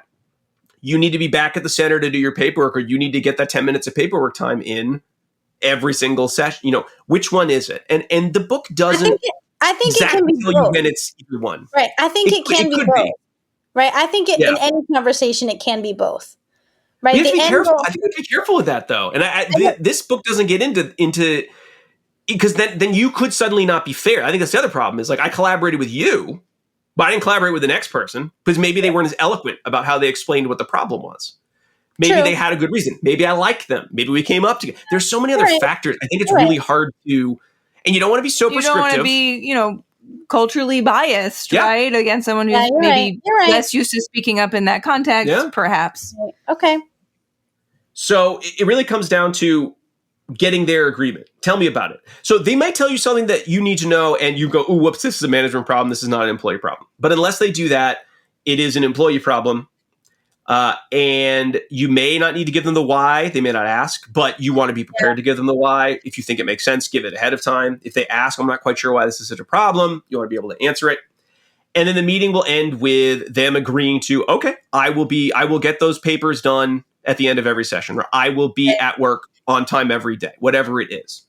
It has to be that. It can't be I'll try, or like, I mean, if that's what you want, and this is where I did love the role play. Oh, no, Susan, this is not what I want. This is the job expectation. I need to know that you are going to be able to meet the expectation. Listen here, Sue. Just sit down. No, you're not doing that. But I do appreciate sort of the extra, because I think it is really easy to say, oh yeah, it makes sense. Yeah, of course they'll agree to do it. But if they go, I can't promise I'll try, but I'll try to try, that's not okay. Like, you can't end the meeting unless they say, I will. Yep. Okay. I hear you. And I will solve this. And then we talk about what to do after the meeting in the next chapter. But the chapter actually ends instead with, but what if all these other things happen? And I really loved this section too. But what if the employee does the, yeah, but I can't do the, yeah, but this is a problem. And I love just some of the simple solutions. If an employee does, yeah, but realize that's what's happening, you can't win, and just turn the responsibility back on them. Yeah, that is a real problem. What are you going to do about it? Or what are you going to do to handle that? The silence game, which sounded scary. What if the employee refuses to respond to you? Certainly step one is ask if they're okay, because maybe they're just so like emotional and sad that they're being called in for this. But I really did love, like, has Dick Grote ever had a person come in and like refuse, like just sit there and like cross their arms? I'm not responding. I won't say a word to you, Mr. Grote, about what's going on. It seems like he has. I guess so. In that case, it was very much a like, listen, this meeting is over, and you like, and then it started getting into like you have to order them. They have to say something to you, and then it felt like if someone were doing that to me, I'd be like, listen, this meeting's over. Clearly, something else is going on here, and I want more people here because you might attack me, person who refuses to talk. The I'll try game. The response you would give is something, I'll try to do that, or I'll try to be here on time. That's great to hear. But what are you going to do to make sure you're successful? I think that's a really good one, especially around attendance. Actionable steps. And then the irrelevancy game, where they start talking about something totally different, where it's like, yeah, well, I think one of the bigger problems at work is, the machines don't ever work on time. Is you agree, you know what? I'd love to talk about that separately first, and then you go back to the agenda of why they're here for the meeting. And as you mentioned, most people who do that don't actually ever want to talk about the thing. When you're like, hey, did you still want to talk about that other thing you brought up? They never want to talk about the other thing. But, you check in. Maybe they do. And so that's the meeting. And in the end of the meeting, they know exactly what it is that is the problem. They know why it's a problem. And they have agreed to do something different. Whether or not this is a performance improvement discussion or a discipline without punishment step, you will respond differently in the next section. And it really just has to do with how much paperwork you're using. Yeah. So go to part 3, the actual discipline part. Chapter 6 on the mechanics of discipline without punishment. It is basically what we just talked about, except you are going to go through more formal steps. So with performance improvement, you could have multiple meetings to talk to the employee. It could be about lots of different problems. You could make it a part of your check-ins with the employee, because at the end, you really just want to make sure they agreed to do something different, and you're just checking, did they do it differently? That's all it is. But if you're having a lot of performance improvement discussions about the same problem without improvements, or if it's a problem that's categorized as a serious problem rather than a minor problem, so like, listen, you really have been lighting a lot of fires near the volatile paint supplies that will blow up the whole building. You don't really get a lot of meetings on that one. Like, you're not going to have a lot of discussions about that one. You might start right in on discipline without punishment, which is going to be... You drove your bulldozer into the wall. That was one. Oh, that was one. That one, I think that guy was gone. Yeah. That's a 4-step, but it's a 4-step process. How many of the steps you need to use are going to depend on how intense the problem is going to be. But basically, it boils down to a reminder 1 meeting, a reminder 2 meeting, a decision-making leave, and a discharge. Again, you might have done a bunch of performance improvement discussions, and he is a little wishy-washy as to how many you need to have. It really boils down to what would you consider categories of problems, and then each business probably needs to decide, listen, a problem like this, you're going right to reminder 2, or decision-making leave. Problem like this, you really can do performance improvement discussions, till the cows come home, because it's not that serious a problem. But you and your business have to decide where you go. And it should be consistent across employees. Yes. But basically, you're going to do the exact same thing for reminder 1 and 2 that you did in the performance improvement discussion, except since it's a formal disciplinary process at that point, you would need to make sure you do a full investigation of the problem, not just, I got this report and I looked at number. Like, you're going to have gotten a little bit more info. Do you have witnesses of any problem that came up? Do you have other information as to problems that have occurred to this person before that make it a reminder one rather than just another performance improvement discussion? You will probably have a witness. You will probably have some of your bosses or HR people at that meeting. There's probably going to be some sort of different documentation afterwards, depending on where you work. And you have to make sure you say, this is reminder one. Yes. Were you about to say that? Yeah, well, yeah, I mean, you have to be formal. This is, performance improvement. You just talk about, this is a problem, I need your help. Reminder one, reminder two is to let you know, this is a problem. This is a disciplinary meeting to solve this problem. This is reminder one, reminder two. So the employees in the organization would know this whole sequence. Yes, they would be just familiar with reminder one, reminder two, decision-making leave. They should know those terms. Yeah, we talked about how this isn't a unilateral system. You could do performance improvement discussions unilaterally. Like, if you just say, that sounds awesome, I love that format, I'm going to do that from now on when I meet with supervisees about problems or my supervised employees about problems. You could probably go ahead and do that. I mean, depending on your company, it's probably not going to be a huge like HR kerfuffle, but you can't do this part, the disciplinary part, unless it is a part of the culture and the disciplinary policy of your company. Don't go rogue. If you just suddenly tell someone, listen, this is a reminder too, they're going to say, a reminder of what? I don't know what you're talking about. I don't like this meeting anymore. Now you are probably you're going to get called into a reminder one meeting if you're not careful as the supervisor. So you're going to have the meeting. One. Please use reminder one. Yeah. The only difference is it looks more formal. There might be more people. And then afterwards, you're going to need to document the meeting. And Jackie, you mentioned that you liked that Dick Grote mentioned you should always document. And you could use these documentation systems for any of the discussions. He doesn't really get into exactly documentation until this section. So the performance improvement document, ideally, you would do the memo we're going to discuss in a minute. You would do some sort of memo like that just to let the person know, hey, we met about this. You said you agreed to fix this. Really excited to hear that. Really excited to see you fix that problem. And like, you probably send a memo like that. Yeah. But you don't have to. In the majority of our field, we should be documenting meetings that we have with people because we should be supervising our trainees and our RBTs. And so this should be just kind of a regular and evaluating our supervision, whether it's effective. Of our system. What better way to do that than I had 50 reminder one meetings with this person. Your supervision might not be effective. So the book also has a lot of forms in it. So when it comes to documentation, we could talk about them, but it basically boils down to the things we discussed, and you can just copy it right out of the book if your company is thinking of making this change. And then you just make a copy for your department file. But one thing he brings up is everything in the discipline without punishment section has a time limit. So if you're able to correct the problem as an employee, after some period of time, and it varies, we'll talk about the different types. It's sort of up to the business as to how long, but without any more reminder ones or reminder twos or performance improvement discussions, the file goes into a dead file. So it never goes to personnel. So you can't use this against someone after a certain amount of time. So if they make a mistake requiring a reminder one, and then they don't make another mistake requiring a reminder one for 6 months to a year, then they're starting fresh. So there is a real incentive to fix the problem if you're an employee, because there is nothing worse than feeling like, well, what's the point? I'm in trouble and I'm never going to be out of trouble at this place.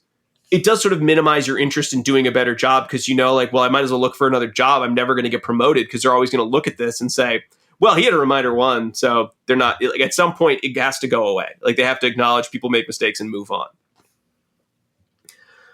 Reminder two, an addition would be share the fact that you had a reminder one meeting and have all that documentation handy. And you also can point out any other issues that have been happening since that reminder one, because you could have a lot of reminder one meetings and because there's 3 different categories of problems. And then afterwards, the same thing. You do your memo. Who was at the meeting? What was the date? What was the problem? What are other conversations you talked about with that problem? If this is sort of like a reminder two type meeting. And then a statement of what's happened since then, that the situation will be corrected, that there's a specific change that they said they would do. And again, what are the consequences if the behavior does not change? Which is mostly going to be, at this point, suspension, decision-making leave. Don't call it suspension. It's not suspension. Not suspension. Don't say that. Decision-making leave. Now, one thing that I always hate when they put this in management books, but I thought it made sense in here, is the idea of you need to have a meeting, document the meeting with a memo, then have a follow-up meeting to discuss the memo that the person received. I hate that stuff. It's like, how many meetings am I supposed to have about this issue? A lot. However, it does feel like, as this is meant to be brief all the way through, that follow-up meeting is really meant to just be like, hey, here's the memo, summarize everything we talked about. Do you have any questions? Get a chance for them to reconfirm, nope, you're not going to see me again in a meeting like this. I'm going to solve this problem. And you say, great. I hope that this is the last we ever, I'm sure, and it's a lot of confidence as the manager. And I'm sure this is the last time we're ever going to talk about it, even though there's a whole bunch of other steps that you might need to take. You always end the meeting with, and I'm hoping I'm confident this is the last we'll ever talk about this. So you do need to have. It's interesting. They said, don't bother having people sign. Yeah, I kind of agreed with that in the sense of, well, you're documenting it. Like, the only reason they would sign it, as far as he can tell, is proof that the person actually had the meeting. So I suppose if you were in some sort of like communist bloc country where, some Kafka-esque situation where people are just writing reports about you and putting everything in triplicate and you never saw them, and the fact that you never saw the reports in triplicate is cause enough for you to go to jail, perhaps it would be important that you ask to sign things. But for the most part, I think if someone asked me to sign a document or a memo like that, I personally would feel a bit insulted of like, do you really think I'm going to say, no, they never met with me. No, this never happened. Like, what kind of like gaslighting do you think you can do to your manager? Like, I don't think we ever had a meeting about this stuff. No, none of this ever happened. So really, Grote is sort of like, if you're going to make them sign it, it's pretty much because you think the person is such a liar. Other than that, the meeting happened, you documented it.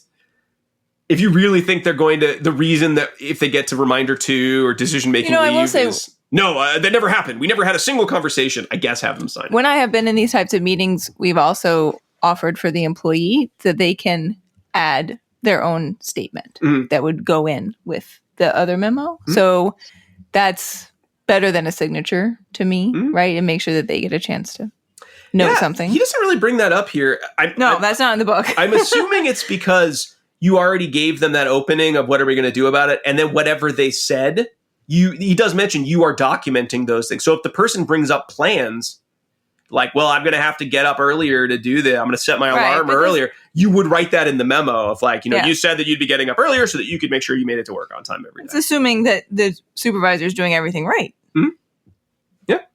They might not be. I don't know. They might not be. There's problems all over the place. What do you want me to? I can't fix it all. Just read what's in the book.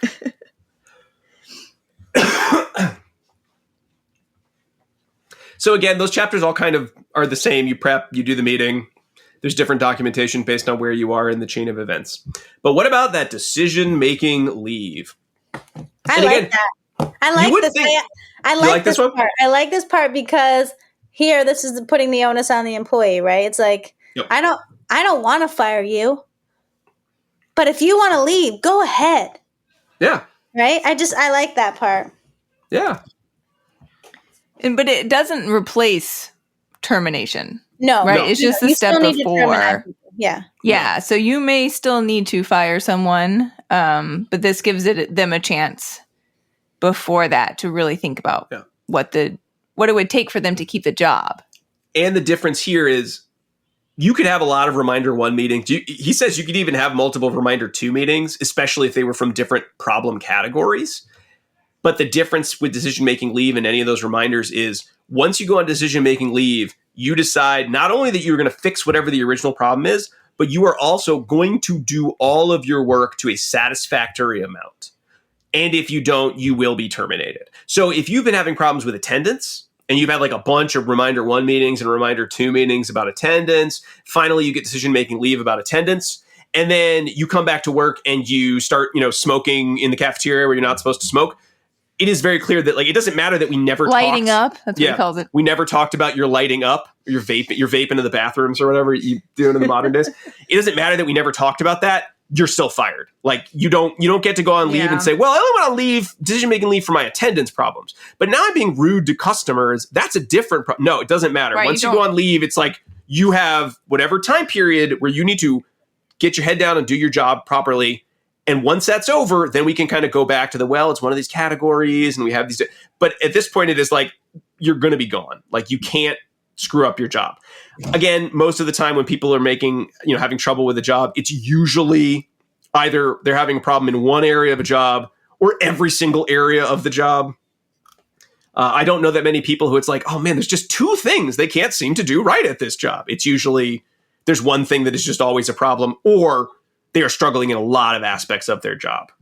One thing I do want to say, because we're running short on time, and I want to make sure I mention it, is he also talks to somewhere in here about determining if the issues that you're seeing are because this is just not the right job for the person, and is there another job at your company that they may do better at? Mm-hmm. So is there another type of job entirely that they may have a better skill set that's suited for? Or perhaps have they been potentially kind of promoted beyond their capabilities? And is there a job a little further down the rung that they could go to succeed? So those are also decisions that would be made by the administration, perhaps before you got to the decision-making leave category, but during this whole process. Yeah, I don't think I'd be thinking about, I got to put this person on this person's going to go on decision-making leave. I wonder if there's another job they'd be more suited for. Hopefully you'd have had that conversation when you asked, tell me about the problem in your first conversation. And they're like, I hate jobs where blank, blank, blank. I do better in an environment where X, Y, Z. And you identify, you know what? The problem is it's not a good fit, but I like this person enough. I like their work enough that I would rather they transfer to that job, and we see how that goes. Maybe they still get the reminder one, but maybe they would get transferred over. Decision-making leave, I think you're sort of stuck in the job you're in. Like, don't be having that thought that late. Because again, I think that's a management problem if you're having that conversation then. But basically, it just boils down to, it's the same meeting as you had before, except you need probably more people to approve the leave. You need to be thinking logistically, this person not being at work one day, how is that going to affect everyone else at work too, which I thought was kind to think about. And it's pretty much, other than that, the same as a reminder too, except when you're talking about consequences, there's not really a lot left. You're going to go home. I want you to think about if this is the right job for you, whether you are willing to commit to doing all of the things that need to be done appropriately at the job, and you will come back and meet with me and you will make your final decision. The end. And if you aren't able to live up to the job expectations, you will be terminated. That's it. Like, that's the only consequence you got to worry about at that point. Again, you still, even at this point, can listen. The person might have some reason that this is not the right next step. But for the most part, it will be one of, you are going to decide you want to solve the problem, you will solve the problem, or you don't want to solve the problem and you won't solve the problem. That's it. Those are the two choices the employee gets to make. And here's the quote that goes, that we talked about this a little bit, but we are past the point of asking you just to solve this one problem. If you want to keep your job, what you have to do is make a total commitment to good performance in every part of your job. That's because if another disciplinary problem comes up, this one or any other, I'll recommend that you be discharged. End quote. So this is really you've done all the reminders, you've done everything else. Like, you're going to go home, you're going to think about it, you're going to say, yep, I want to do my good work, I want to stay here, and then you'll come back and do everything and move on. This is not a conversation. You're just talking to the employee. And then usually you end with something like, all right, let me help you. Why don't I walk you out? Because as he brings up, some people are like, nope, I'm good, I'll agree right now. And they don't get to, as the employee, you don't get to agree. No, I agree right now. I'll do the job right. You have to get the day with pay where you're not there. Yeah. And again, same thing though, when they get back, if they agree, there's a period of time, probably close to like 18 months, like a year and a half, then 6 months, where this too comes out of their file if they're able to do all their job responsibilities appropriately. Again, same documentation as everything else we've talked about. And then they come back, they know what day they're supposed to come back. And the first thing they do is come meet with you to say, I thought about it. I do want to have this job, and I will, whatever the problem was, I will do all aspects of my job correctly. The end. Hopefully that's the meeting. If they never come back, I was surprised he didn't say, well, if they never come back, you just fire them. I guess it's not that easy to fire someone if they just don't show up again. But realistically, they would come back and you'd have this conversation. And they would say yes or no. Job abandonment laws, then they have to miss a certain number of days. And then at that point, you can terminate them. Yeah. Right. But again, that goes beyond our supervision conversation. Just saying. Chapter 8 is on discharging an employee. Again, Dick Grote reviews. It does sound nicer than terminate. Discharging an employee. Discharging an employee is not ever, it's a sign that the system has failed. However, you should not think about it as the employee was bad. You really just think about it as, listen, quote, "You're a good person, we're a good company, but your needs and style and our needs and style are incompatible. So if you do get to the point of discharge, that's what it is. Hey, it's not going to work out. It's not you, it's not me, it's us. We're not working together." Yeah. I had someone call it's just a bad date. Yeah. Yeah. No harm, no foul. I'm sure you'll find something else to do. They talk about all the things you do when you fire someone, in terms of transition plans. Sort of like that movie Up in the Air. Did you guys see that movie with George Clooney, where it was his job? Nope. Oh, it was so good. It was when Jason Reitman used to make good movies and not like Ghostbuster remakes. I'll never watch it. It was really good. George Clooney plays a guy whose job it is to go to places and fire people. That's his job. And it's all about his attachments and things. But anyway, he goes through, you give a lot of steps when you fire someone. We're not going to talk about those steps. If you're in a position where you fire people, you know what those steps are better than we do. But basically just remembering to be compassionate. It is not about the person is bad. It is about it didn't work out. And they're going to have different emotions and some ideas of what you could do to be a good human being when someone is fired. It is a good movie. Yeah. It's a good movie. It's slightly unrelated to that. Well, not really that chapter. All right, coming around the bend, we're on the last couple chapters. These are a little bit more specific to problems you might run into. So what are some extra solutions to problems around attendance and attitude problems? And then also a whole chapter 10 on the administration of the discipline system. And how to make one in your organization in chapter 11. So we're going to spend a little bit more time on 9. We're not really going to talk about 10 and 11 just because, again, unless you are the CEO of a company, how do you create a discipline without punishment system is interesting, but probably not a relevant topic if you're just looking for something to help with your, frontline supervision. But chapter 9, hey, some tips. So, one of the things I really liked in chapter 9 talking about attendance problems is the idea that the cause of attendance problems are irrelevant from a supervision standpoint.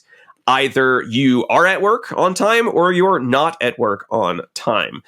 You should have a policy on attendance. And Dick Grote says you really need to have a focus less on regular attendance as policy, not a policy around excessive absenteeism.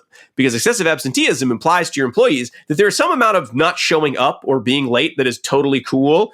And at some point you'll go beyond that and then it's a problem. Whereas a policy about regular attendance implies that everyone should come to work every day and be on time. That's not to say that people might not be there on time some days or be late or need to be out for using their sick time or vacation time. But sick time, vacation time really has to do with protections as employees. Their employee protections is that if you're sick, your employer can't say, "I don't care, you're sick, you're fired, get out of here." They legally can't do that. However, even if you are sick repeatedly, you may still be breaking a regular attendance policy. And Grote cites some cases where people were sick and used the sick time allotted, but they used it so regularly or so often that they still were able to be discharged for not excessive absenteeism, for regular attendance problems. So there are all kinds of rules and regulations regarding that. And he goes into leaves. People should be able to take medical leave or family leave as needed. And I think, a lot of this book is like, Billy hasn't been coming to work at the widget factory. And that's not just how a lot of life is. So I feel like if they were to do a new version of this book, then that would be a good chance to talk about the more flexible options that we often have available to us now due to technology and also to supervisors' growing understanding of the challenges that come with attempting to, let's say, raise a family and also have a job. And there's definitely leeway in ways in which you can show to your employees that you value them and you value their time. And we can be creative in the ways in which we're flexible in approaching these attendance policies such that perhaps some of these problems could be addressed via a flexible model. He does bring that up a little bit in this chapter too. And I think this is one, like a third edition, a more modern edition with more understanding around those areas would be really fascinating to get to talk about and hear some different perspectives. For the management literature, really the idea of, especially when talking about attitude problems, that attitude is not something that you can always define It's really your perception as the manager or supervisor of what someone is doing that annoys you. And a big question, and this goes back to some of the big questions you want to be asking as a supervisor, as a manager, of does this matter? And if so, why? And I think especially with things like being at work policies, it does appear that most of our research shows that people are happier when they have flexibility about when they come into work and where they get to work from. There's very little data to support, no, if people aren't constantly in the office that was created at the turn of the 20th century, productivity goes straight to hell. So some of those issues around attendance policies do need to change. And as a good supervisor manager, you need to be asking yourself that why. Does this matter? Is this a problem for me, or is this a problem for the company? And a lot of times, many of the problems I think we always traditionally assumed, well, no, this is a problem for the company, really is a problem for the manager, one person within the company. Yeah, but, or asking yourself, is this system in place because that's the way we've always done it? Or is it in place because this truly is the way in which we're going to, help whatever the reason you have a company? Yeah. Is it to help your clients? Is it to help your bottom line? Whatever, right? And I definitely think that the views on that have changed quite a bit in the last, let's say, 10 years. Yeah. And COVID has had a lot to do with that, the response to the pandemic. Yeah, but we also need to be understanding of, especially in human services, if you have a job where you are expected to be in a place to meet with a client, and the reason you are not able to meet with a client, while one might have sympathy, while it might not be a fireable offense, it also is a huge problem if you are not consistently the place that you said you would be to provide the services that you agreed to give. So while attendance it's one of those sticky wickets of, yes, there are reasons that one might have attendance problems, but I think more than a lot of issues at work, it really is one of, if you're not there, I'm not mad, but also our jobs do count on your being there. And if you can't be there on time and regularly for whatever the reason, it may be irrelevant. And case law might actually be on the side of labor. Not that I want to make it a big labor versus, worker issue here, because when it comes down to it, is you need to be looking at your policy. Is your policy about regular attendance, or is it about excessive absenteeism? If it's about excessive absenteeism, you're going to have a hard time resolving attendance problems, because unless they're absent way more than everybody else, it's never going to rise to the point where you even bother using discipline without punishment. But if you have a policy about regular attendance, then you may be able to link it into a system like discipline without punishment in a way that isn't meant to be blaming of the employee. It's just fact. The job requires you to be here at the times you said because we have to provide these important services to a vulnerable population. What are you going to do about your attendance? No harm, no foul. If you're like, well, I have very important family issues that mean I need a more flexible schedule, this might not be the job for you. Yeah.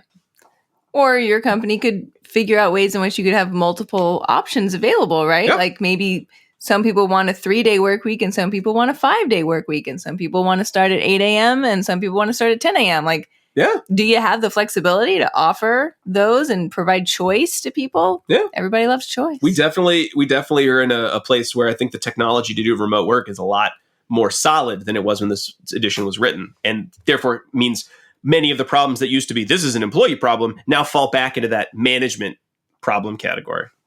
Yeah, you couldn't do remote supervision on your BlackBerry in 2006. No, not very well. Chapter 10 talks about things like who's in charge of discipline without punishment, who's responsible for documentation, where is it documented, how many reminders can you give? I think really the only thing that's important is if you are using this as a system within a company, the number of reminders really varies based on the level. The earlier levels, like reminder 1, you can give a lot of reminder 1s, whereas the decision-making leave, you really just give one of those, and then it's either the problem resolves or the employee is discharged. And then chapter 11 goes into all the work that would need to go into actually setting up a discipline without punishment system and the logistics. Things like if somebody's already in trouble with the old progressive discipline system, what does this change mean for them? What are the months of appropriate work performance before the files and the reminders get taken out of the files, right? What do managers need to know, even though they may not be trained in supervision while they should be? If they do, how much of this do they need to know? Do they need the whole system, just part of the system? What do employees need to know? What do the big bosses need to know? right? And again, fun to read if you're interested in setting up a big system like this, or you're part of a team doing that. But if you are just looking for ways to add a new tool in your supervision packet, these chapters really aren't going to be for you. And then a whole bunch of appendices with all the paperwork. So if you don't want to make paperwork, congratulations, Xerox the paperwork here. You are full permission of Dick Grote to do so. And then also a section on what data is relevant when you're talking about your discipline without punishment system. And I like how it was a lot more data related to positive contacts and for how many people are moving between the systems of discipline without punishment, or how many people are reporting high social validity of this system or the change. How many people are getting praise that weren't getting praised before, rather than just fewer people being fired, which is a measure, but probably not the most important measure when it comes to coming up with a good disciplinary system. How hard is the paperwork? Questionnaires like that might be more relevant than how many people got in trouble this month.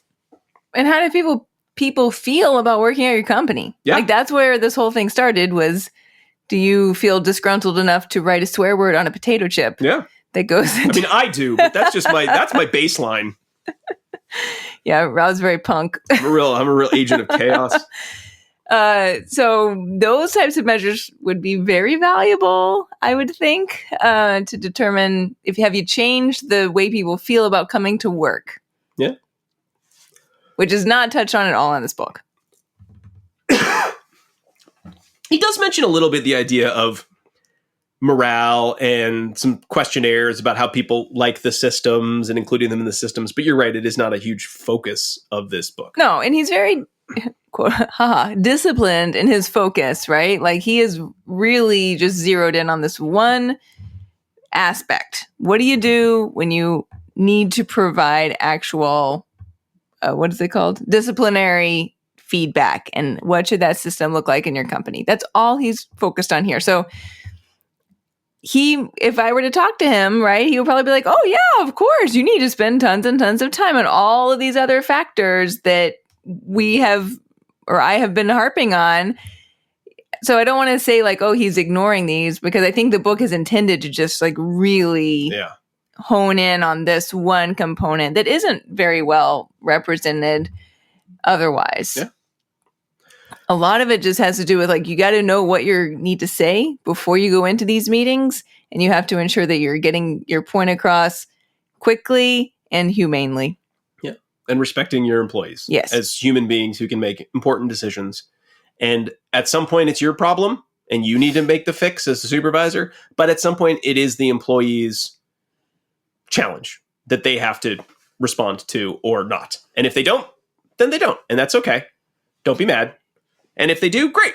Make sure to acknowledge that. Yeah. And you've done your part in that you've made it really clear to them what the expectation is, the ways in which they are or are not meeting it.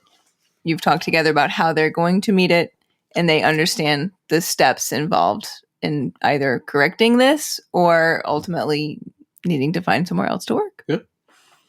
All right. And that brings us to the end of the book. We're going to do kind of some final thoughts, and then I'm going to read the final line. Unfortunately, Jackie had to leave due to a recording going a little bit long. But, overall, I'll speak a little bit for her. She was happier with this book than she said she thought she was going to be. And I'm glad, because there's nothing worse than telling everyone, hey, let's do this book, and then having everyone hate the book that we choose. It was voted on. It was voted on, yes. But I was one of the people who suggested this as a book. So I put it in the poll. It was my choice of, I want to read this, so I put it in the poll and hoped it would win. And that would feel like a double jerk if it also won and then everyone hated the book. Yeah, my choices never, ever get selected. I mean, usually people don't want to do anything I want to do, so it's very shocking to me that my book club choices tend to win.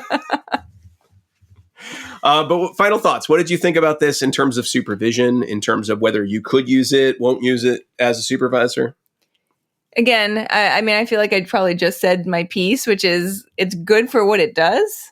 And an update probably would be appreciated. Like, he's like coming from the perspective of being an elder statesman, I assume, in this consultation realm. And probably when he comes in, I bet he's a fairly no nonsense, maybe a little bit intimidating type of man. And he's here to say, we got a problem and I need your help fixing it. And everyone kind of falls in line. And, what if you weren't an elderly statesman and were trying to be the boss? What if you were, I don't know, a woman or a person of color, right? Would that change the dynamic that he's talking about it being just so easy here? I would kind of like some additional perspectives pulled into this book, maybe in a future version. That might be quite helpful. I do think, again, like I said, it's given me things to think about. And if I were in this position or had been in this position more often, I would definitely see the utility in at least having a roadmap to go through these steps. Yeah. I think for me, where this is going to go into my supervision process really comes into that when you've done all of the work to control and support an environment that is set up to reinforce all of the appropriate, the proactive, the compassionate behaviors of our clinicians, what do you do when it's no longer about, but I've made it an environment that is precise as to what people need to do. I made sure that all the reinforcement is delivered for those behaviors, and yet I still don't always see those behaviors occurring. Like, at what point is it no longer your fault as the supervisor? And at what point is it the responsibility of the employee to some extent, ship up or shape out? And to do it... I think it's shape up or ship out. Shape up. Whatever. You know what? At some point you're shipping, at some point you're shaping, whichever one you're doing. It's a piece of supervision that I think we try to ignore, because the ideal is, well, if we use enough reinforcement, we'll never have to worry about this problem. And I think a lot of the context that you're bringing up, which is so important, I think, for us to really continue to be exploring, is it's impossible to take a lot of those contexts into account if we only take them into account at certain times, and then at other times we're like, no, but they don't exist at other times. At other times, every human is exactly the same, and every organism will respond exactly the same to my praise and my ski magazines and my employee of the month or whatever it is that you might be using. And at what point is it the good intentions of the manager, whether or not it's good science, versus when is it the employee just having too many other contexts that just aren't going to fit with the job? And can we make that something that is no longer shame of, hey, you have a sick family member? I think a lot of people feel embarrassed that they have a sick family member, and that's why they can't come to work every day. I don't think you would ask anyone, should someone feel embarrassed about that? We'd all say, of course not, no. But how many of us have looked down on that employee that we know isn't coming to work every day? And even though we know the context, how many days are missed before you're like, that person, they're not right for this job, or I'm mad about this? Well, they talk about that, right? That your other employees are picking up the slack for someone who's not there. And that's a very legitimate reason to not be there, but it can still cause friction in the workplace. Yeah, totally. And it's not a matter of, I think, anyone's at fault, but at some point everyone gets tired. If you never, ever, ever miss a day and you come to work and do everything the way you're supposed to be doing it, and you know not everyone else is doing it, at some point you are a sucker. You are being taken advantage of. Now, maybe you have a company that takes note of how many days you've been at work and all the good work you're doing, and that's why you got promoted. That's why you make more money than other people. But a lot of places don't have setups like that. It's just, well, you're expected to do this and it's your job. And you tell that person who comes to work every day, it's your job and you have to do it. But everyone else who's sort of flouncing the rules, who knows what they get told. And I think this does allow for a little bit more consistency that goes beyond just setting up good reinforcement systems and then hoping that that always works. And we know that humans are complex and those systems won't always work. And I think it's nice to have another set of steps that also takes into account the respect of our employees and our supervisees, and really tries to create a no harm, no foul sort of pattern, or a pattern of steps that one can take. It's not perfect, nor is it without punishment. However, it is the most I've ever heard anyone talk about what do you do in those situations. So at the end of the day, you win, Dick Grote, just by having something. And I don't dislike it. But I mean, at the end of the day, there's things I would like to change about this, or I think he might even change with an updated version. But right now, this is the only person I've ever heard talk about these situations in as clear and consistent a manner that is in line with sort of how I want to be a supervisor that I've ever read. So is it what we've got right now? Perhaps. And then finally, the last line. Every book should have a good last line, whether you're nonfiction or fiction. Dick Grote, your last line is, it's fine. It's okay. Here it is. It's two sentences. Quote, "The final test of the effectiveness and success of discipline without punishment is when it stops being a program, a project, a policy. Discipline without punishment is finally and fully implemented when it has become so incorporated into the grain of organizational life that everyone considers it just the way we do business here." That's nice. Okay, great. Not the greatest last line ever, but it's better than some. And with that, we come to the end of our Discipline Without Punishment book club. Thank you all so very much for listening. We hope you have enjoyed Supervision September.